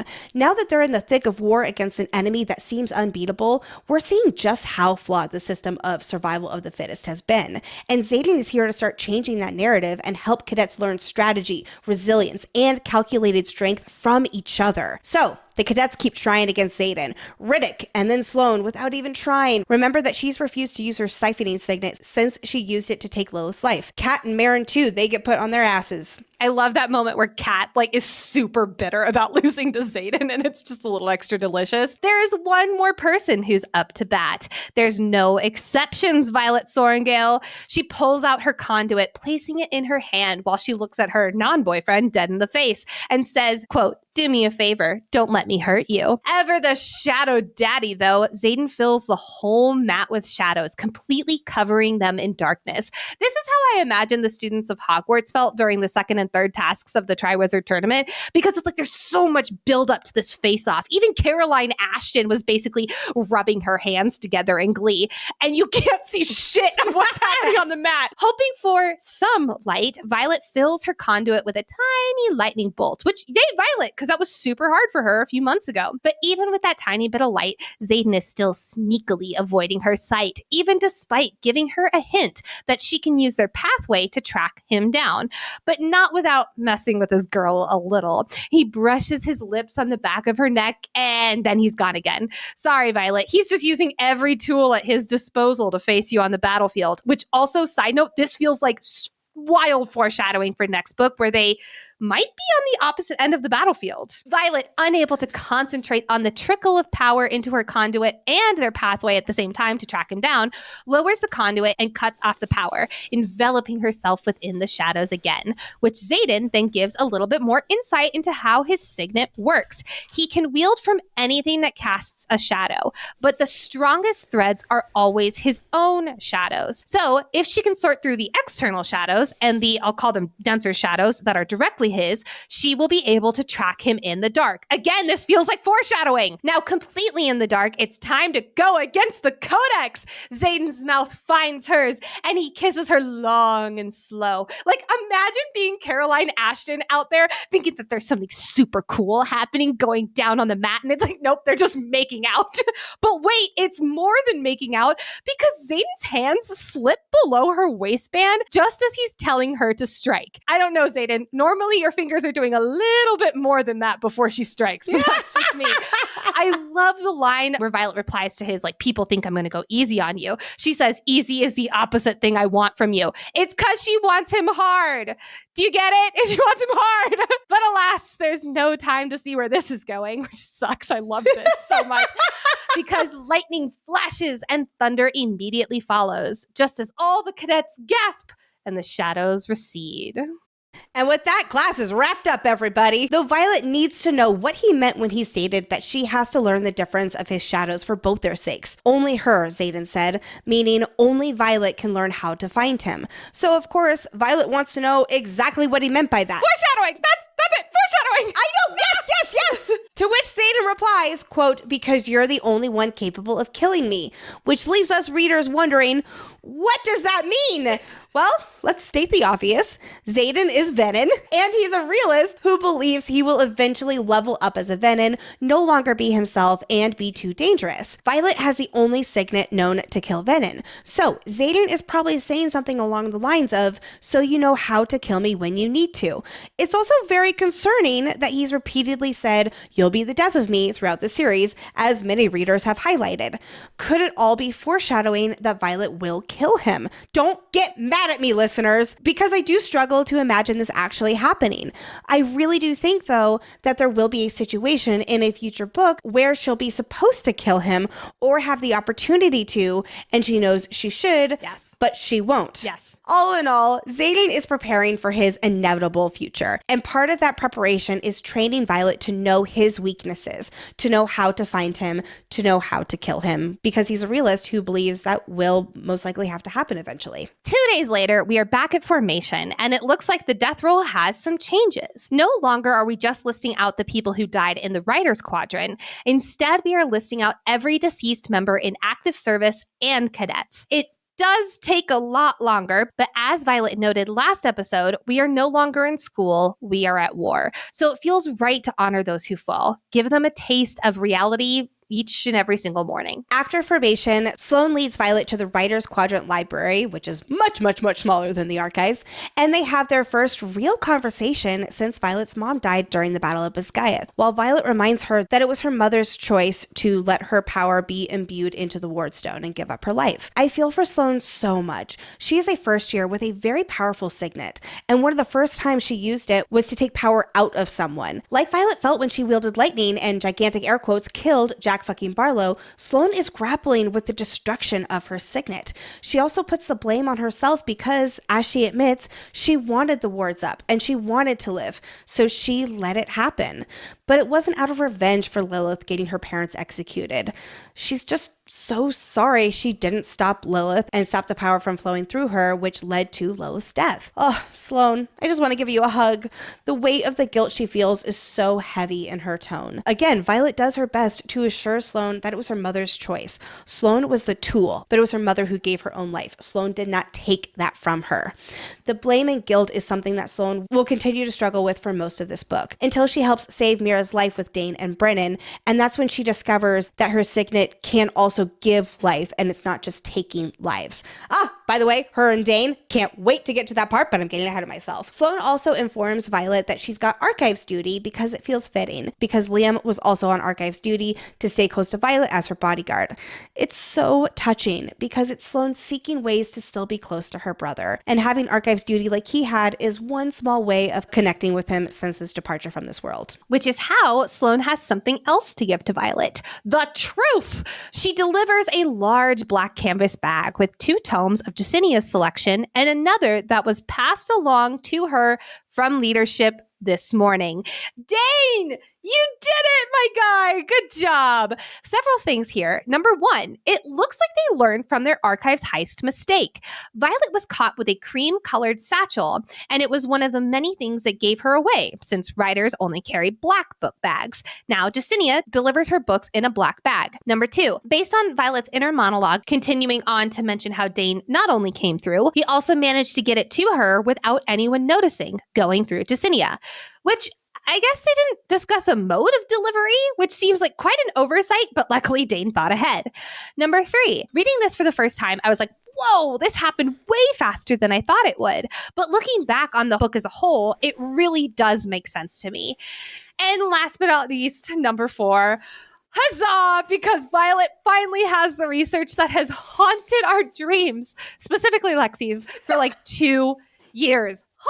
I agree that I thought it happened pretty quickly, but after Rebecca explained it, it's like, oh, okay, I do understand it. The objective is not about getting the research, it's about what the research contains. I'm just so happy. But wait a second. There's a locking mechanism that holds the thick leather-bound book closed. There is a 6-letter lock on the research. And if Violet guesses the wrong 6 letters, 6 vials of ink will destroy whatever her father has left inside. To make matters worse, there's a rune in the center of the passcode lock that will make things end badly if magic tampers with the lock. I'm assuming there's like a kaboom or something. Quick side note, the amount of times the number 6 comes up in this story is so many times. And I actually did do some research as to like, what does the number 6 mean? There's a lot of different meanings. The one that really stood out to me is 6 can be the number that represents imperfection. And given what the story represents for us readers, the dedication is a great example. Like imperfection and still doing things anyway does seem to be a common theme in the story, but I'm going to keep noodling on that and seeing other definitions of the number 6. And I'm going to get back to you on that. Not only is it 6, but also the 6 plus 1. We've seen that in several instances as well, which ultimately lead to 7. Well, and we know from our many much times discussing it in our ACOTAR series coverage, 7 represents whole or holistic. And so it's funny that 6 is imperfect and then 7 is whole. Fitting for the dragons. Yes. But pause. How the fuck is this book ruined? I know! I don't know! Like, I don't know, but I know! Papa Sorrengail did not have magic, and based on its contents being like, your mother and I trust no one, I'm guessing Lilith is the one who ruined it. But runes weren't taught in Navarre, and they were known to be like a dying art, with the exception of Eratia. So is it just because she's super high up in leadership? That's the only thing I can think of. But like, how the fuck does Lilith know runes? Why would she not teach that to her children? I assume that it was Lilith and that it is some kind of higher up thing that they're taught, because the whole point of runes being banned is because it was this magical equalizer, and the people who were in more power did not want people with lesser power or even no power to be able to wield this kind of magic. So being a higher up person, I imagine she has some kind of know-how with it. On the plus side of all of this, there is a piece of parchment tucked behind the lock with a riddle written on it. In her dad's handwriting, it says, quote, "First love is irreplaceable." Ooh, what could this mean? Raise your hand if you immediately were like, "It's Lilith," and felt super smart, because that was totally us. You and I. Oh, wait, no. Yeah, it was us. A quick pause to let you know that this show is sponsored by BetterHelp. We often hear about the red flags we should avoid, but what if we focused more on looking for green flags in friends and partners? Like for me, great and open communication is so important, as well as supporting one another, especially with things being so crazy for us in business lately and our family being sick a lot. If you're not sure what these green flags might look like for you, therapy can help you identify these green flags, actively practice them in your relationships, and embody embody the green flag energy yourself. Whether you're dating, married, building a friendship, or focusing on yourself, it's time to form relationships that love you back. I truly don't know what I would do without my therapist. Her name is Taylor. She's my favorite person. In fact, we had a therapy session. This is actually our second therapy session in a row where I took it from the floor with my legs up the wall and we just talked the entire time. Like Lexi was saying, so much is happening in FFG right now, which is amazing. And it also can be really, really stressful with so many balls to juggle in the air at the same time. And Taylor has helped me so much with not lose my mind. BetterHelp is fully online, making therapy affordable and convenient, serving over 5 million people worldwide. Access a diverse network of more than 30,000 credentialed therapists with a wide range of specialties. You can also easily switch therapists anytime at no extra cost. Discover your relationship green flags with BetterHelp. Visit betterhelp.com/FFG to get 10% off your first month. That's BetterHelp, HELP.com/FFG. Days later, we are back in Zaddy's class, and our second squad has made 0% progress on the book to get the password. Violet knows her father would expect anyone to think the 6-digit password would be Lilith, considering she was his first love, which would make it the too obvious to be true choice. Her father would expect Violet to be clever enough to overthink this, thus finding the not obvious correct answer. The squad starts considering other options that Violet's father would have thought of. First love is irreplaceable. Maybe it's one of his children. First child is Brennan. Ooh, wait. Nope, too many letters. Mira isn't enough letters. But hey, maybe it's Violet. This riddle makes me realize how many names have 6 letters, by the way. But no, Violet knows her father better than this. He wouldn't make this about himself, meaning it wouldn't be his first love, which also would not be his youngest child. That is very too bad for the other 2 children. Like Nicole said, he taught her too well, taught her to overthink and never settle for the easy, obvious answer. So, crossing off the possibility that it's Papa Sorrengail's first love. What about his kid's first love? Brennan is 9 years older than Violet, so she doesn't know much about his love life, except, and I quote, I do remember Mira saying he'd been in a relationship with a writer a year or 2 older than him. Neon sign, this has to be Naolan. Yes! We absolutely freaked out when we first read this, because Naolan is 6 letters. Of course, it did not end up being that, and Violet has no idea that it is Naolan. Also, Taryn, you are being very quiet right now. This might as well confirm that Brennan and Naolan were partners, at least to me. The fandom already thought it, and this just says yes. Yes, of course they were. Foreshadowing. But alas, they move on way faster than Nicole and I did. As far as Violet knows, Mira has never been in love. Yet, looking at you, Drake.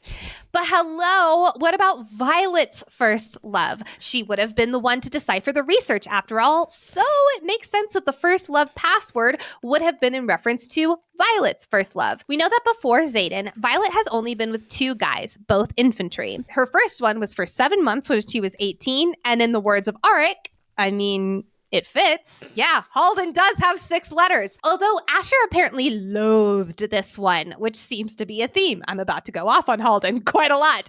And he never really knew about the second partner of hers, which makes me wonder who the second was. It was sometime between after she and Halen broke up in December of when she was 18 and when she joined the Writers Quadrant and then had eyes for Dane and then Zaden. So the likelihood of Asher picking Halen, someone he did not like for his daughter, and she and him broke up while he was still alive is unlikely. I love how Riddick, who does not currently know Auric is Prince Cam, is like, wait, hold up. Why does the first year know about your previous love life and we don't? Little does Riddick know it was Auric's older brother. But the conversation ends here because class with Professor Zaddy is in session, and look who's joining us today, Garrick. And Imogen's like, yay!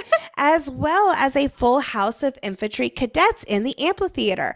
I gotta say, I love how the infantry cadets are here to learn too. This is Zaden giving them a chance to know what they'll be up against. So they aren't just bodies. They can actually learn how magic fights with magic. I do want to say one more thing though about how the writers have never been taught how to go up against one another using their signets instead of just hand-to-hand. While hand-to-hand combat and using their signets in the battle environment is a good thing and something to be trained, something that Professor Carr is training them, hand-to-hand combat while using your signet is too much of a internal risk because leadership doesn't want people to be learning how to go up against them for instance. Instead, previous epigraphs have advised to avoid underestimating and fighting flyers because they are formidable opponents.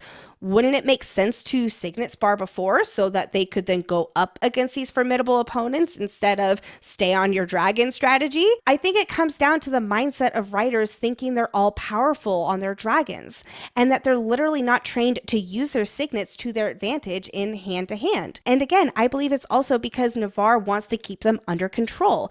Anyway, back to the scene at hand with Professor Zaden and the assistant coach Garrick. Zaden mentions how Garrick kept him up all last night talking. Why? What do you think they were talking about? This is like bugged me. I want to say his feelings. No. But it was probably some military tactical shit. Yes. What if Garrick was nervous to teach the next day and was like walking through all of it in excruciating detail? No, that's Lexi, canon. That's us. What we do. You all, the nights before a live show is something for us in the hotel room. At Romantasy Book Con, though, you and I have separate rooms, so this will be interesting. Our poor husbands will have to deal with us instead. We'll probably still be together, and they'll be off doing their own thing. So true. Side note: Zaden and Violet speak mind to mind in this scene, and it is fully like sexting, and I'm so here for it. Like him starting to lead class, and her telling him about how she would go down on him, and it causes him to start coughing. It's priceless. It's also a fun callback to book 1 in the dining hall, which, yes, that scene lives rent free in my head. Thank you. But this tiny little tidbit of sultry goodness leads to, quote, "You're going to be the death of me." Wow, the death of me count is back. Friendly reminder that in Fourth Wing, we had 4 death of me's. We had only 1 in Iron Flame, which was really surprising. And here we are with number 1 for Onyx Storm, giving us a total of 6 death of me's for the series so far. But Violet thinks to herself that she does not want to ponder the options that this statement could be interpreted as. Is this Rebecca Yarros just fucking with us? I think it's calling back to him training her to kill him from last class. And Violet's realizing this isn't just a cute saying like she always thought it was. He's dead serious. Ha, pun intended. Oh, that's so disturbing. Anyway, after seeing solo fighter after solo fighter go up against Garrick and lose, Second Squad decides to think outside the box. After all, Garrick nor Zaden said that it had to be one-on-one.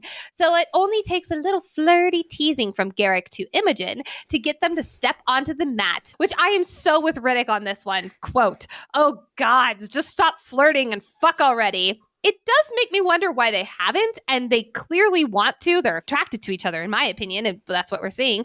Garrick, get over your shit, and Imogen, fess up your feelings and live happily ever after, please. They're both too hard-headed to get their shit together and admit that they have true feelings for one another. Back to the mat. Rhys starts by lifting her hands, 2 of Garrick's daggers appearing in them, while Riddick throws out a wall of ice that Garrick blasts apart with a powerful gust of wind. This causes shards of ice to hurtle towards Violet and soar over her head, just missing, leading to an irate, rage-filled Zaden to look at his best friend in, quote, "a way I've never seen. Like his best friend was suddenly morphed into prey, and there's that cold edge in his eyes that prickles the hair on the back of my neck. First up, Ice Watch, baby." We're still just in Cold Terry, so that's good. But this prey language feels interesting. It feels really mate-y, to not like matey like the pirates, but like See, matey. you're thinking of pirates too! I don't know. It feels mate, like someone is so attached to another person that the second they're in danger. We just spent 11 months deep diving Akatar. Are you serious? This didn't cross your mind? No, that's Venin language because he's a predator now and everybody else is prey. Well, anyway, herself.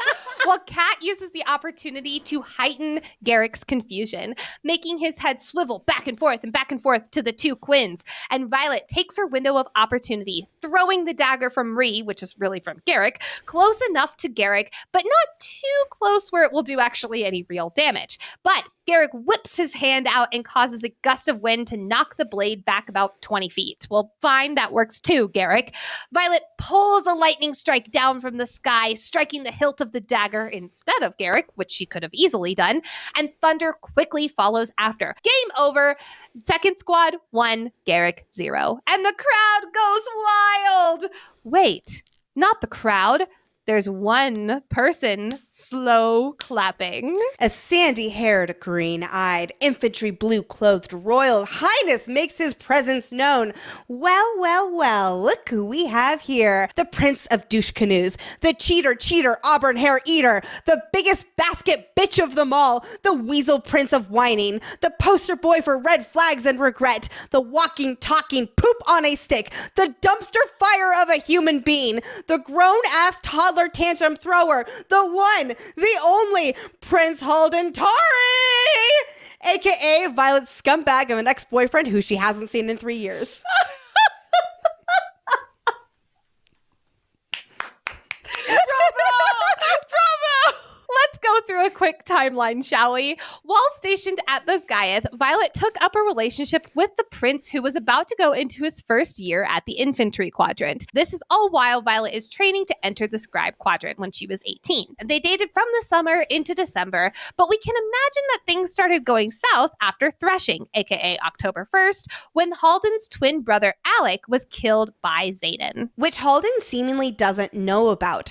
It's interesting that Arik knew. So the more I think about it, I wonder if someone else somehow told Arik once when he entered the Writer's Quadrant. After, in Halden's quote-unquote torment, he was caught cheating on Violet with his professor. Looks like they don't have a Article 8, Section 1 in the infantry, or Halden just thinks he's too important to follow the infantry codex, which is the answer I'm going with. After catching him in the act, Violet dumps his ass and decides to never give him a moment attention again. Okay, can I just say I can relate to Violet so much with this, because I too once walked in on my then boyfriend fucking another girl 1 hour after I left his place to go to a doctor's appointment. And at that doctor's appointment, I got bad news. So then I went back to his place to be comforted. And let's just say there is an image now burned into my brain. And 11 years later, I'm still pissed off about it, especially because his excuse was that he's a sex addict.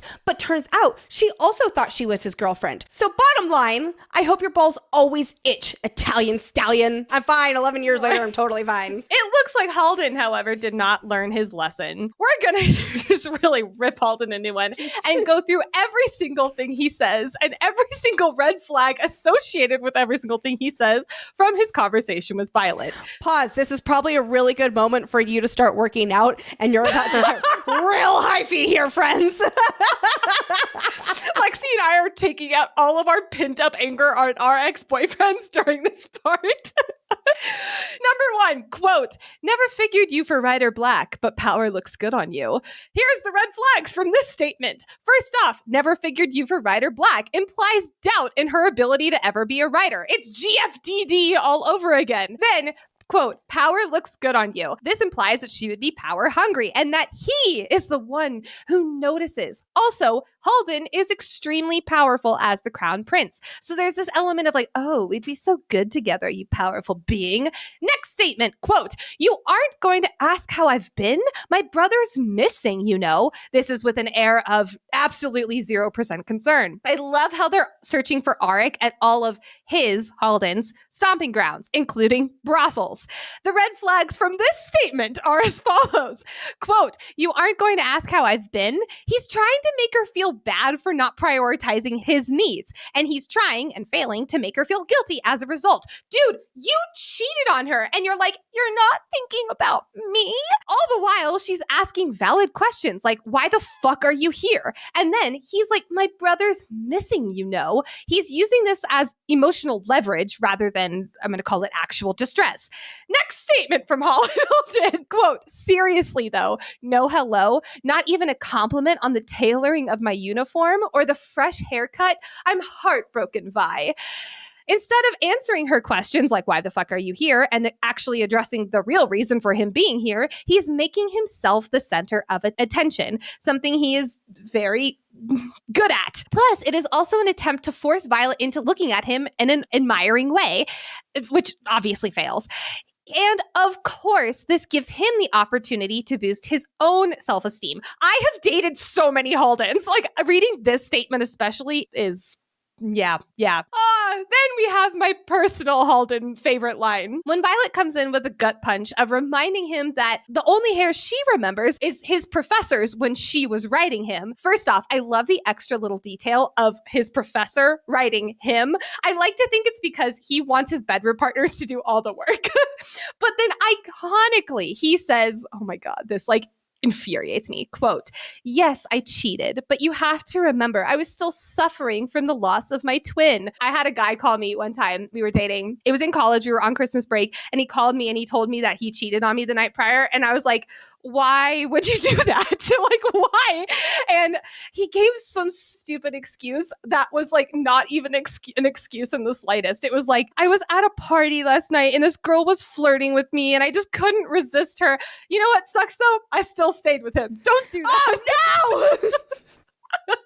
Red flags from this statement, though, are he starts out with like this quote, ouch, you wound me, Violet. She just said you cheated on her. And he's like, allow me to flip the dynamic from you being hurt by my cheating ass and instead allow me to performatively be all hurt by your words. Meh.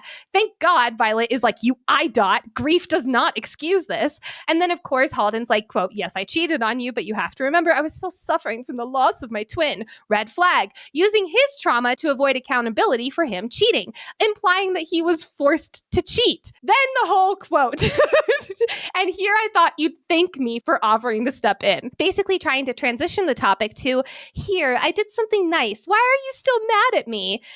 And lastly, for at least a minute, when he tells Violet that he did some research, Violet interjects with, quote, you mean you had someone do your research? And he's like, same thing. Oh my God, dude, do you know who you're talking to? Where do I even begin? Lying to seem more capable, taking credit for other people's work, avoiding effort, and still wanting recognition. This is a great king. This is a great future king. As much as we all hate Halden, I don't even want to say what I'm about to say, but it's the truth. He does have some important news to share with us in the form of a missive. Halden's father, King Tari, believes Grady is taking too long to figure out his front from his ass. Again, that's another supporting point that Grady simply does not know what he's doing. And here they have another option from Takaris. King Cortland of Develli has agreed to one meeting with noble blood only for the price of the Emilian citrine. Once Violet has the Emilian citrine in her possession, Takaris will arrange the meeting with the Develli king. So this is mostly good news. Violet has the prince's support, as much as he sucks, to go to Develli instead of north, like she's been wanting to do. And Queen Mariah of Poor Emil has agreed to gift the gem to King Cortland. Bad news, this gem is located in Anka, which is in Venin-occupied territory in Poor Emil, so it'll be very dangerous to retrieve. And it's up to Violet and Quest Squad, Grady's version, to get it, which means Zaden will have to go beyond the wards and into Venin-occupied or drained territory. If you're like, what is the Emilian citrine? Don't worry, I'll explain. It's a lesser magic amplifier worn by one of the members of the First Drift. So it's a special magical artifact with historical significance, something that would belong in a museum. I'm not done roasting Halden. Because this dude keeps getting worse. Changing the subject from this very important missive to Violet's new man. He says, quote, tell me, is it true what they say? You and Ryerson? He says Zaden's name with complete disgust. First off, my guy, you know the answer. You don't have to ask. Yes, he was basically raised to hate Zaden. His father had started a rebellion, yada, yada, yada. But this is entirely a move to try and drive a wedge between Zaden and Violet. Good luck, dude. Veninism couldn't do it, so what makes you think you can? The disgust behind this question, though, is an attempt to make her feel like her life choice is wrong and it should be second-guessed, which, Violet is like, I'm in love with him, you idiot! But we are adhering to the rules, so back the fuck off. Smart Violet, and yet Halden sees this as his way in. Later, he'll try again and say, quote, tell me you don't let your non-boyfriend control you. Subtly trying to cue Zaden as controlling and toxic. Wow, look in a mirror, my guy. And Don't you want to be with someone like me? Meh. Next, Halden red flag. Quote, I never told you I was sorry, and I should have. If you're not with Ryerson, I want to punch this guy. Oh my God. He doesn't say he's sorry, more of I'm sorry. And if you're still single, completely ignoring her words when she's saying I'm in love with him, which I assume this is not the first time he's completely ignored her. Also, all the while, he's fucking Anna Winshire. So this cheating mode, it didn't go away. Not in the slightest. This is what is wild about Halden, though. He is not just some dumbass who sits in a basket getting carted around by a griffin. He is calculated. He is manipulative. He is cunning when he believes he's in control, or like in a scene like this where he thinks he's in control. The second control is taken from him or things don't go his way, he is a very different type of red flag. But I will save my apparent Nicole the red flag waiver analysis for when we get to Deverelli. Despite me wanting to just roast Halden over a spit, apparently, Halden does unknowingly give us some more important info. While he continues to belittle Violet and Zaden's relationship, he mentions that because Violet is with a writer, there's no way that they can actually be in love. Oh my God, this is after she says, I'm in love with him twice. What's your reasoning, Halden? While he is trying to make Violet doubt her own relationship and Zaden's love for her, cool, red flag there, his reasoning is that writers' first love is always their dragon. You are correct, Halden. Thank you so much for helping us crack open Papa Sorengale's research. Papa Sorengale's whole world revolved around Lilith. But they didn't meet until their third year at Besgaiath, meaning that Lilith was already a few years bonded to Imsir, taking the role of first love in Lilith's heart. And AIMSIR is 6 letters. Woohoo! No time to celebrate, though, because Halden, I guess now, takes it a step too far. And he lifts a hand toward Violet's hair. Oh, no, you don't. Not the hair. Not the hair. Right, not the hair. Suddenly, shadows blast, pew, and hit Halden in the chest. Bah! Sending him straight into a rock wall. Oops. Professor Zaddy was blocking a potentially lethal blow to the first year, and it must have knocked the wind out of Halden. Wink. Nobody tries to touch Violet and gets away with it, especially when her not boyfriend, who she's very much in love with, is right there, who is also reading this guy's intentions, and they're clearly a little dirty. And he also happens to be a Venin and can't control his anger anymore. Like Zaden says into Violet's mind, quote, it wasn't a response, it simply was. It was an automatic, lethal reaction, the new kind of danger we've seen flashes of so far in this book since he turned. Anyway, let's get away from the boys and their drama. We need our hearts to calm the fuck down. After class, Violet and Ree are in Vi's room, staring at the research with AIMSIR plugged into the password dials, but they have not hit enter yet. All the second doubts fly through their heads, which is fair because there's no forgot password button. If they're wrong, there's 6 vials of ink ready to implode, making it impossible to read, plus a nice little self-destruct rune. Ree is here, other than just as friendly support, because if they are wrong, there's a small hope that she can retrieve the vials of liquid from the book, even though she's never tried to retrieve liquid before. She's hopeful that she could at least grab enough where all of the research won't be ruined, and the rune looks innocent enough where they probably wouldn't have too much power in it, just enough to destroy the book. Knowing in her mind and heart that she is right, Violet pulls a lever! And huzzah! Aimser was the correct answer. Violet has unlocked her father's research, and it is... Are you ready for it? Drum roll, please. A history of the Second Crovelin Uprising, draft by Lieutenant Colonel Asher Sorengale. But what's this? Papa Sorengale has left his daughter a letter. It's so sweet how Violet can hear his voice when she reads Dear Violet, feeling a fresh wave of grief that her father is no longer with her. After Ree gives her some privacy, understanding as her best friend that Violet needs a moment alone with what she has left of her dad, Violet reads the letter. And oh boy, what a letter it is. Let's walk through it because there's a lot to unpack. as well as a lot of mysteries that are still very much unknown at the end of this book, promising more to the full picture. Papa Sorgale's letter begins, quote, "It's my most sincere hope that you are reading this by my side, laughing at the glorious mess that is a first draft, but I fear that may not be the case." First of all, I love how their father-daughter relationship reaches through the page here, laughing together at this first draft, because we all know first drafts are a glorious mess in the best way, and this is something they would have shared together. Also, he writes, quote, "I fear that may not be the case." He could be talking about his failing heart and knowing that his health is deteriorating, that he is running out of time to live. Or it could be a hint that this research has led him to dangerous secrets worth being killed over, especially based on the rest of the tone in this letter. He continues, quote, "If I now walk alongside Malik with your brother, then guard this manuscript carefully. But if the worst has happened and your mother has joined us, then you must protect this knowledge with your very life." Oh, Papa Sorgale! Several things. Number one, this definitely confirms he thought Brennan was dead. We already gathered that from Iron Flame with Lilith having no idea, but there was some lingering speculation that Papa Sorgale knew the truth about Violet's brother. But no, he clearly thinks Brennan is dead. Number two, this manuscript holds incredibly important and dangerous information worth protecting with someone's very life. As he's always taught Violet, knowledge is power, and whatever this research holds cannot fall into the wrong hands. Number three, quote, "If the worst has happened," might just mean that his beloved wife has also died like she did, R.I.P. Or if we're going with the theory that he was killed because of what he was uncovering, his worry could be interpreted that the worst is that Lilith was also killed for knowing what she knew. Moving on with, quote, "Within these pages, you'll find my careful study of the Second Crowland uprising. But my daughter, remember what I taught you about history. It is simply a collection of stories, each influenced by those that happened before and steering the ones to come. I wrote the study so it could be read by others, but understood by you."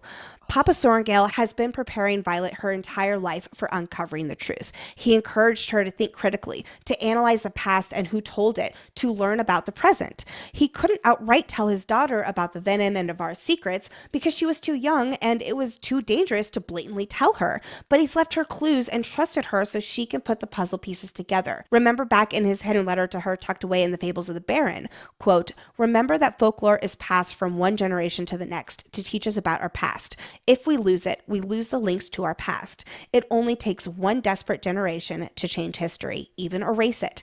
I know you'll make the right choice when the time comes. You have always been the best of both your mother and me." Then his letter with the research goes on, quote, "If time is sweet, peruse at leisure. You'll find the connection between the uprising and the pursuit of Feathertails to be both alarming and enlightening. But if time has indeed run out and you seek the weapon to defeat those you've only learned about through lore, then abandon your robes and ride for Corden." Okay. Deep breaths, Lexi. Violet will put together the connection of the uprising and pursuit of Feathertails being that Crowland promised dragons to the unnamed isle in exchange for an army. So Crowland tried to get Feathertails. They tried to get baby dragons thinking that they're malleable, which is incomprehensible to someone in Navarre, where it is deeply embedded in their society that the humans are dragons' pets, not the other way around. This will be alarming and enlightening to Violet as she discovers how the Isles want dragons and what Crowland was willing to do to get one of these Isles what they want. But I'm not convinced that this is actually it. Yep. Because we'll also learn that all the Irids are Feathertails. Yep. And there is still an unknown weapon that defeated the Venin 600 years ago, which we're thinking had to have been Indarna's kind because she was uniquely able to roast and ace some Venin. Then, when our crew eventually does speak to the Irids, they never confirm or deny anything in regard to this weapon.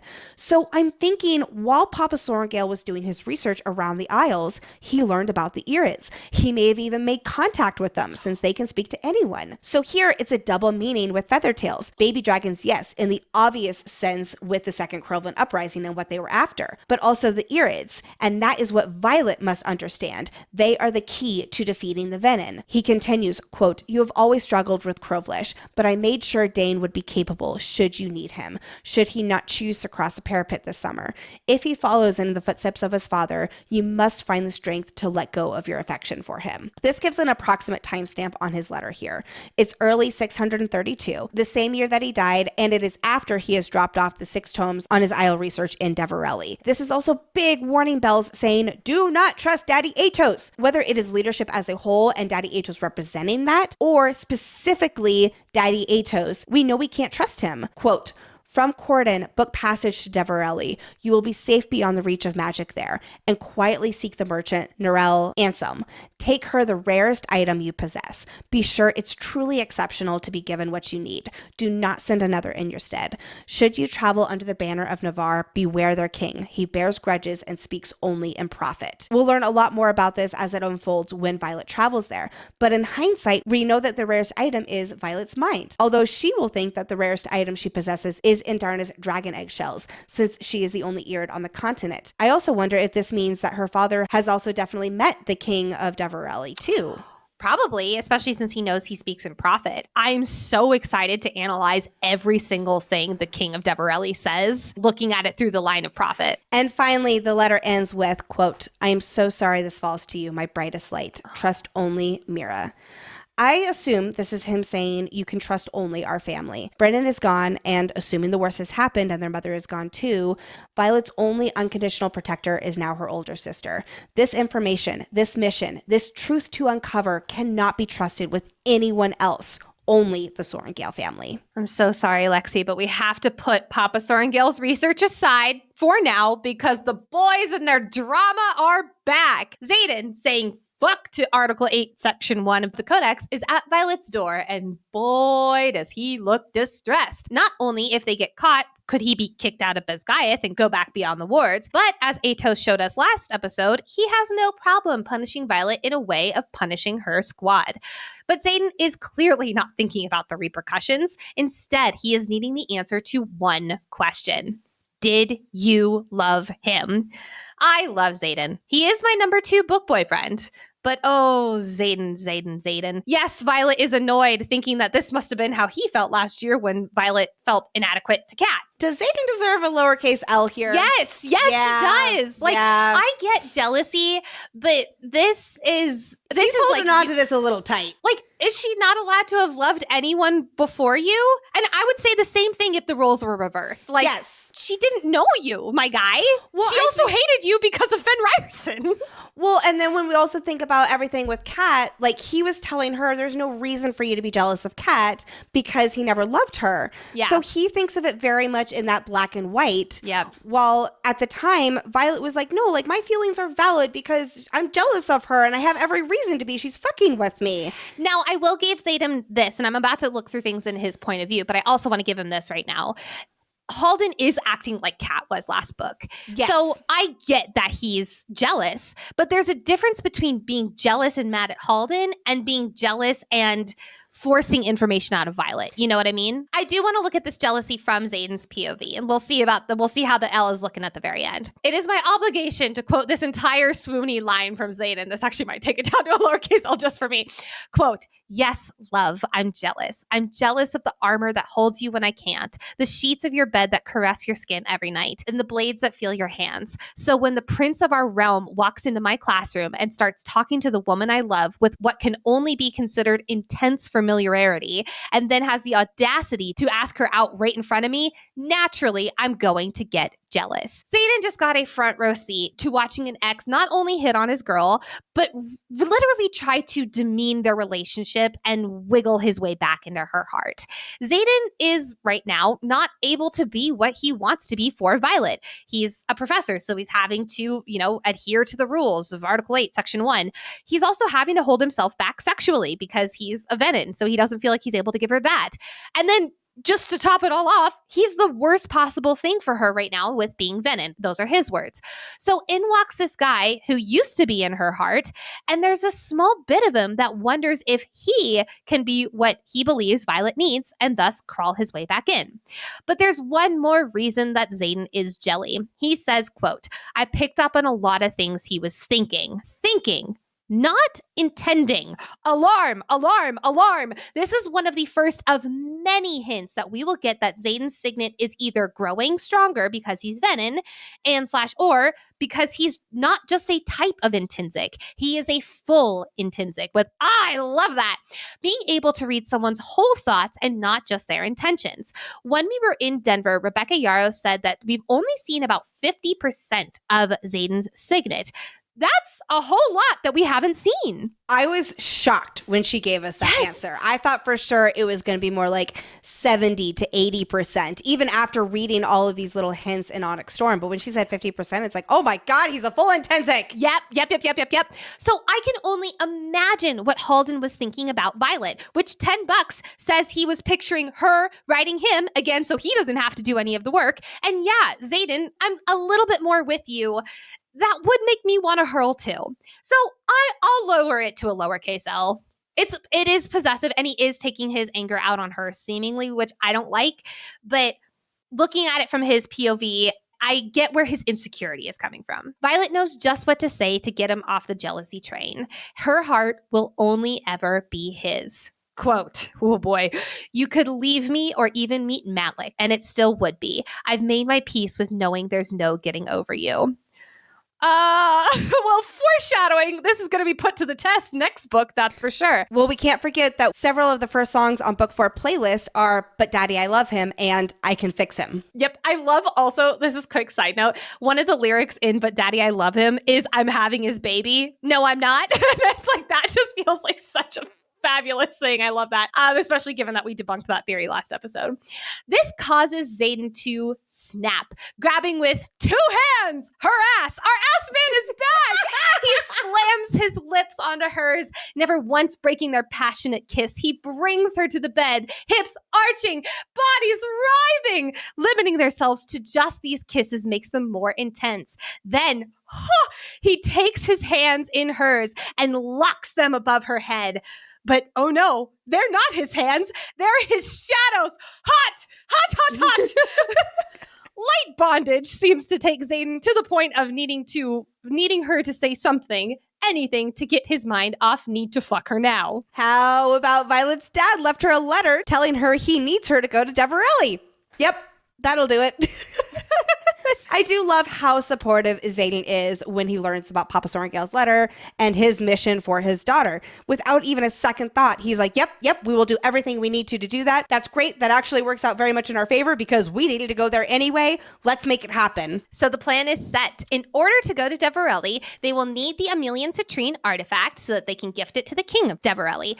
Not to mention, in order to change the plans from going north into instead going south, they will need to call in her favor from Halen.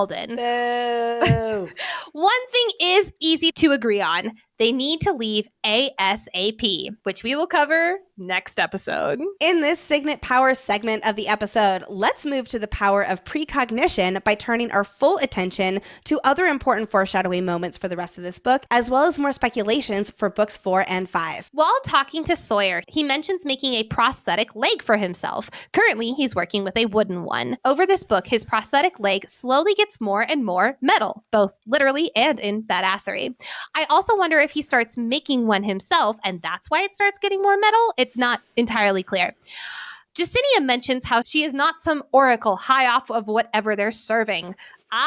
This is not the last time oracles will be mentioned in this world. They will be playing a huge role in Violet's non-full dedication. Also in Umbriel, the high priestess has like super dilated eyes, and Violet's like, oh my God, what is she on right now? Zaden agreeing that they're not boyfriend and girlfriend. Quote, that's far too casual a term for what we are. Foreshadowing for their marriage and him calling her his consort. Violet mentioning how she doubts Loyal would let her into her temple. Love these little nods to the gods smiting those who would dare go into their temple, thus setting us up for Theophanie's eventual demise. All the foreshadowing for Kat and Traeger, from him telling her that she should not be in love with Zaden or afraid of him, and him telling her that she needs to get over him at some point. Quote, seems like a waste of time to chase someone who doesn't want you when there are plenty of people who do.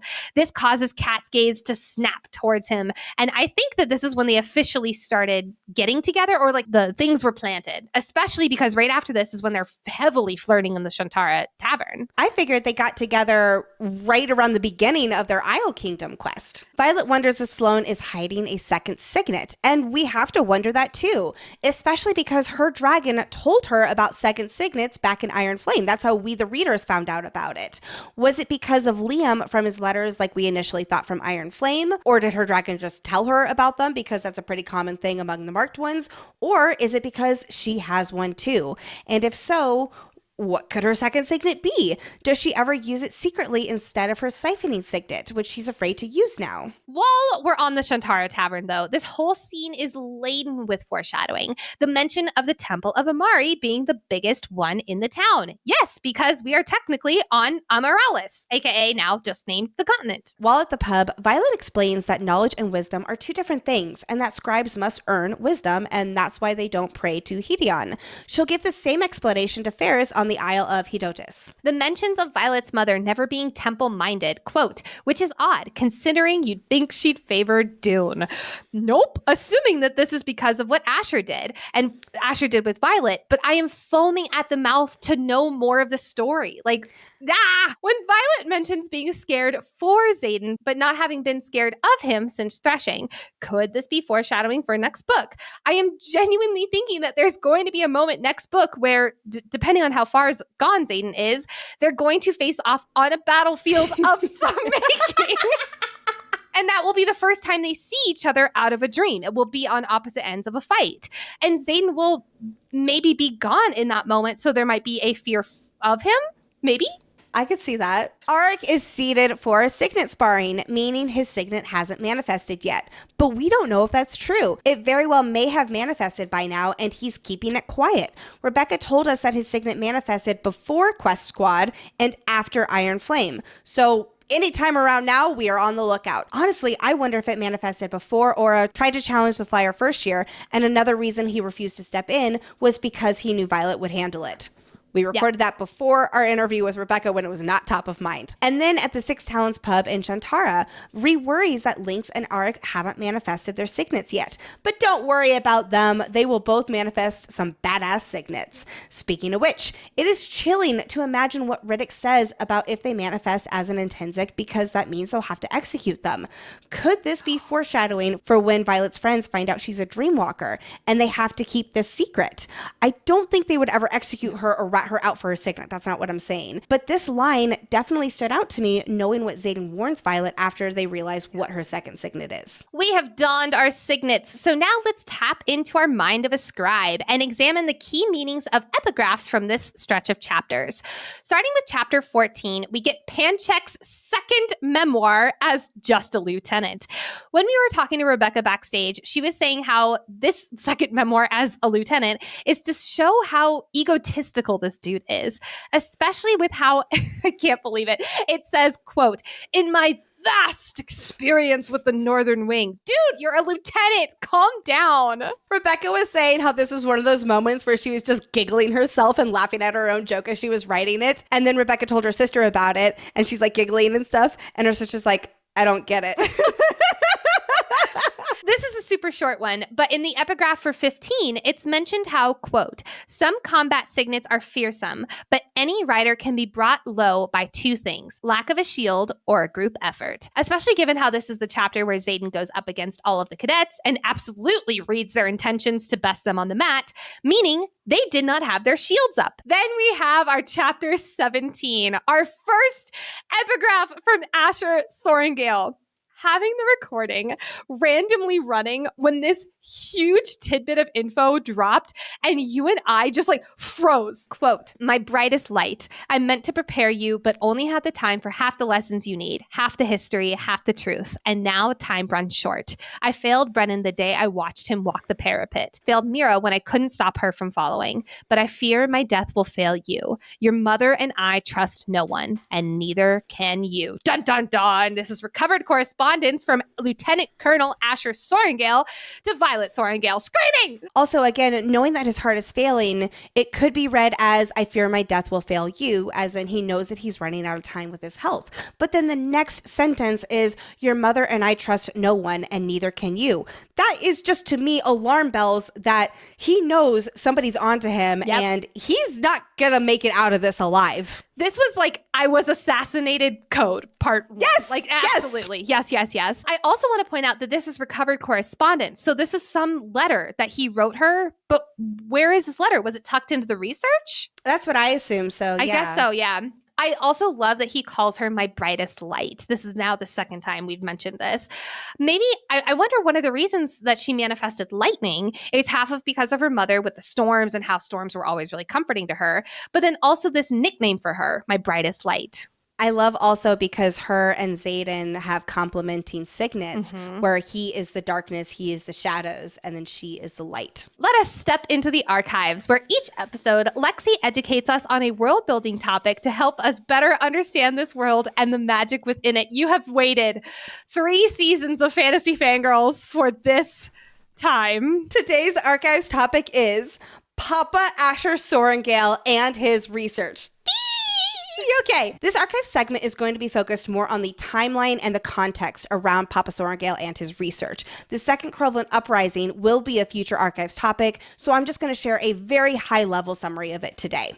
Asher Sorengale, previously known as Asher Daxton, or as we like to call him, Papa Sorengale, was Lilith Sorengale's husband and father to Brennan, Mira, and Violet. He was a scribe at Biscaeth War College and spent his life researching the Isle Kingdoms. His books include Umbriel, Isle of Dune, which he wrote when he was Second Lieutenant Ashen Daxton. This was not long after he graduated, since that is the military rank you get right after graduating from Biscaeth. Then we have the book Hedotus, Isle of Hedon. This he wrote as Captain Asher Sorengale, implying that he and Lilith married sometime in between his promotions. Remember that they met their 3rd year at Biscaeth, so they were together after they graduated, blah, blah, blah, and then they got married sometime afterward. Moving on to Zelna, Isle of Zenal, written by Major Asher Sorengale. Well, those are the only titles we know of. Narelle and Deverelli gave Violet 6 tomes written by Papa Sorengale, so I assume there is one more for the 5th Isle they did not visit, the Isle of Loyal, the goddess of love. But that still leaves 2 tomes that Narelle gave Violet with her father's research that we don't know the contents of. I think one was also about Deverelli. In any case, it still leaves 1. Maybe it was the field guide Violet references in Hedotus, but I don't know. In any case, Papa Sorengale risked his and his family's lives to hide away his life's work so that Violet could find it. In his later years, Lieutenant Colonel Asher Sorengale researched the Second Crowland Uprising and its connection to Feathertails. This research is titled A History of the Second Crowland Uprising. Quick side note, while Asher's last name used to be Daxton, he is not Colonel Daxton from Colonel Daxton's Guide to Excelling in the Scribe Quadrant. Rebecca has confirmed Colonel Daxton is a relative of some sort. Which relative, we don't know. We only know that Asher is a legacy scribe. But it makes sense because he became Sorengale when he was a captain, so they married pretty early on in their military careers. And as far as we know, he was never promoted to rank of colonel, as this Daxton obviously was. Right after graduating from the Scribe Quadrant, Asher spent time traveling to the different Isle kingdoms and learning everything he could about them. I'm very curious how he was able to do this when, according to Jasenia, any person who came from Navarre to the Isles was killed. So was he under some kind of disguise or had some kind of special permission? I don't know. His research on the Isles included everything from the floral and fauna to the layouts of the civilization to a rudimentary dictionary for the location language. While we don't know the details of his travel to the Isles between being a second lieutenant and major, we know he left the 6 tomes, including his research on the Isle, with Narelle 4 years ago. This put Papa Sorengale in Deverelli in 631, a year before he died. This is the same year that Violet started dating Halen. That's how Narelle knows about their relationship. I'm assuming Papa Sorengale was probably talking about it with her, meaning the last time that he visited Deverelli and Narelle was in the second half of 631. Papa Sorengale began working in the archives once the Sorengale family was stationed at Biscaeth, 6.5 years ago at this point in our story, and it was 5 years before the start of Fourth Wing. I believe this is also when he began his intensive research on the Second Crowland Uprising, but that is just my assumption. Speaking of which, toward the beginning of his Second Crowland Uprising research, Asher shared what he was working on with people like Daddy Atos, because Daddy Atos knows there was something going on with the Second Crowland Uprising and Feathertails. But at some point, based on what Papa Sorrengail was uncovering, that changed and he stopped trusting others with his research.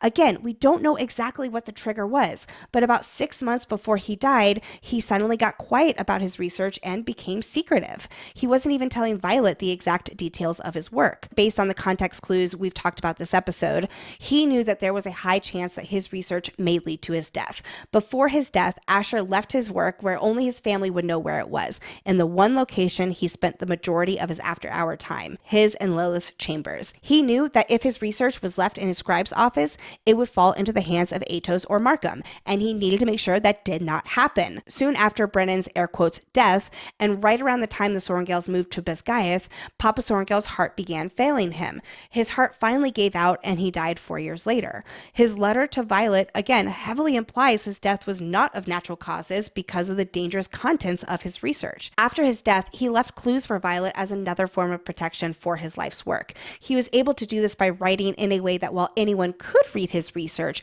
Violet would be the only one to understand it. In the first journal Dane retrieved from the commanding general of Bisgayeth's quarters, there was the note that we talked extensively about this episode, detailing what he was working on and where to go next.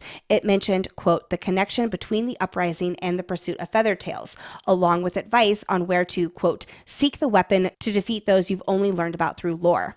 So at this point in our story, we have a lot of puzzle pieces to Papa Sorrengail's research. But as far as I understand, at least at this point, we don't have the full picture of why it is so dangerous and secretive yet. We still don't know exactly the real connection between the uprising and the pursuit of Feathertails and how this weapon to defeat the Venin come into the picture. Let's wrap up this archive segment with a high level of what we know about his research on the Second Crowland Uprising and what some more of those puzzle pieces to the unknown bigger picture are. Rumors in academic circles had spread that Corden supplied troops and weapons for the Second Crowland Uprising, but research led Asher Sorrengail to Deverelli, where he realized they may not have been the source of the arms, but perhaps the broker. And an outside isle supported the Second Crowland Uprising, which then led Asher to the connection with Feathertails, in which Deverelli brokered a deal with Krovla and an unnamed isle that the isle would provide the army for the Second Crowland Uprising, and Krovla would provide dragons. However, the Midnight Massacre happened on December 13th, 433, after Krovla failed to provide Feathertail dragons to an unnamed isle in exchange for an army. This isle used Deverelli as a broker, thus staying anonymous. We still don't know which isle is this unnamed isle. To this day, the isles want dragon eggs. Violet learned that during the Second Crowland Uprising, they weren't hunting for Feathertails because of their gifts, but because they thought they were malleable. And now we are left with the mysteries of, number one, records of the Second Crowland Uprising were ripped out of General Cadeo's journal. What was this missing information that couldn't be known? Number two, the only book about Feathertails is missing from the archives. Number three, Papa Sorrengail mentions the weapon to defeat the Venin, and that connection between the uprising and the pursuit of Feathertails are both alarming and enlightening. What we learned from Violet so far might be alarming and enlightening for the writers, but for me, it's not quite enough yet. And number four, Daddy Atos and Varish wanted Papa Sorrengail's research and were extra interested in Feathertails, though we do know from Rebecca that Varish wasn't Venin. She debunked that theory for us. I honestly feel like we're barely scratching the surface of all of this and that there are still so many unknowns. So I can't wait to keep deep diving and pulling out every morsel of Papa Sorrengail's research. It feels so good to finally do an archives on him and his research, even though there's still so many questions and mysteries around it. Now it is time to close out this episode 3 with taking flight with our favorite moments. Dane saying Professor Ryerson in a not exactly respectful way. It's like just when Dane thought he got rid of this fucker, he comes back as a professor. Oh my God. Insulting GF Triple D and doing research to see if it's in the code of conduct or not. Amazing. It is also mentioned that Caroline Ashton has minions, and suddenly all I can picture is her as Karen from Mean Girls, because she's not crafty enough to be Regina. When Violet says that Zaden didn't kill Varish, she did. Own that kill, girl. And then I love how Dane's like, no, I killed him. Dane. Zaden saying, quote, don't worry, and Dane don't belong in the same sentence. That is such a good Zaden line. Also on the subject of Dane, I don't know why I love the line how he looks at his dad like, quote, the man has abandoned his dragon to die on the battlefield. That says so much in this culture where a rider without their dragon is dead. Oh, and I guess it could also be major foreshadowing for Daddy Atos being Venin, where he doesn't need a dragon. Speaking of Dane in Shantara is striking out with a second-year healer. Aw, Dane. Stick to lines like, eyes here. This is something that will always warm my heart. Violet has been reading with Indarna as a backrest. Oh my god, I just love lines like these because it really helps solidify their closeness and then really twist the knife when Indarna leaves. I'm not ready to cover that yet. The love triangle strikes again. Ree notices that Avalyn, Kai, and Baylor, the first years who there's an assumed love triangle with, are sitting as far apart as possible. I selfishly want the tea here. That just sounds fascinating. And we can't cover the stretch of chapters without including the iconic Riddick lines. Oh, gods, just stop flirting and fuck already. And then when Violet tells him to keep the inside voices inside, when he says he'd enjoy Garrick blowing him off the mat, I love it so much. And lastly, as much as we hate Halden, in case you picked up on that this episode, I do love the way his character is introduced and how he is all of our evil ex-boyfriends rolled up into one. Bravo, Rebecca. You gave us a good therapy session today with this episode. Oh my god. Friends, that is it for today's episode 3. Thank you so much for listening as we continue our Onyx Storm deep dive. We will see you again next Monday, episode 4, where we will be covering chapters 19 through 22. It is time to go to Corden, Anka, and see Halden in a basket.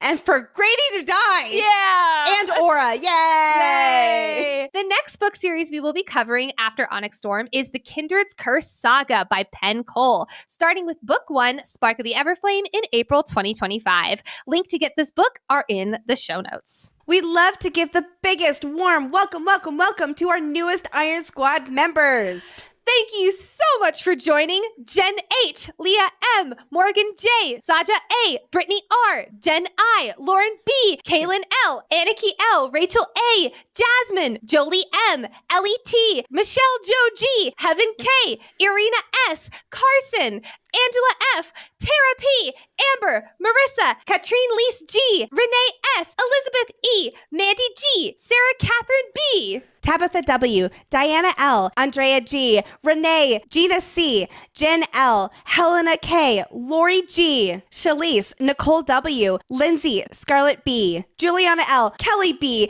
Angela A, Allie A, Melissa B, Sarah W, Ariana, Roseanne C, Kaha, Amanda N, Alonda H, Leah G, Christy M, Camille M, Kara S, Jen L, Bethany D, Ariel G, Wendy W, Jason A, Summer S, Emily J, Francisca C, Gigi Q, Jennifer S, Tara E, Kelly R, Stephanie L, Kat B, Cass C, Mariah A, Mira B, Sonia, Erica L, Elizabeth L, Kelly E, Betsy B, Cleo W, Nay, Alexia T, Courtney L, and last but not least, Inside Joke. I love that name. Welcome. You all, thank you so much. We truly cannot express our gratitude enough. We appreciate each and every one of you for supporting the show, for being part of this community, and for being on this journey with Nicole and I as we do this Onyx Storm deep dive. And if you're like, hey, I want my name shouted out on the podcast and to be showered with all the love and affection too, join our fan club at fantasyfangirls.com/fan club. The link is also in the show notes. Thank you, as always, to our resident scribe curator, aka our content researcher, Brooke, and our executive producer, aka our sanity manager, Hayden. Rest up, buddy. You're doing a lot of sanity managing this weekend. If you're not following us on TikTok or Instagram, what are you doing? Give us a follow at Fantasy Fangirls Pod. We are so active on social media and we are posting lots of extra Onyx Storm content. And also be sure to hit that subscribe button on YouTube. If you have not already, please take 5 seconds and rate and review the show. It takes literally 5 max seconds to hit that 5-star button on whatever platform you're listening on. If you want to go above and beyond, you can also write a little love note in the review section, specifically on Apple Podcasts. And last but not least, if your friend just got broken up with by a Halden and they need a little bit of ex-boyfriend cathartic anger, this is a great episode to send to them or any of your fellow Onyx Storm friends. Thank you all so much. We will see you next week. Bye-bye. Bye. Gluten-free bread? Damn it! Okay, I need it.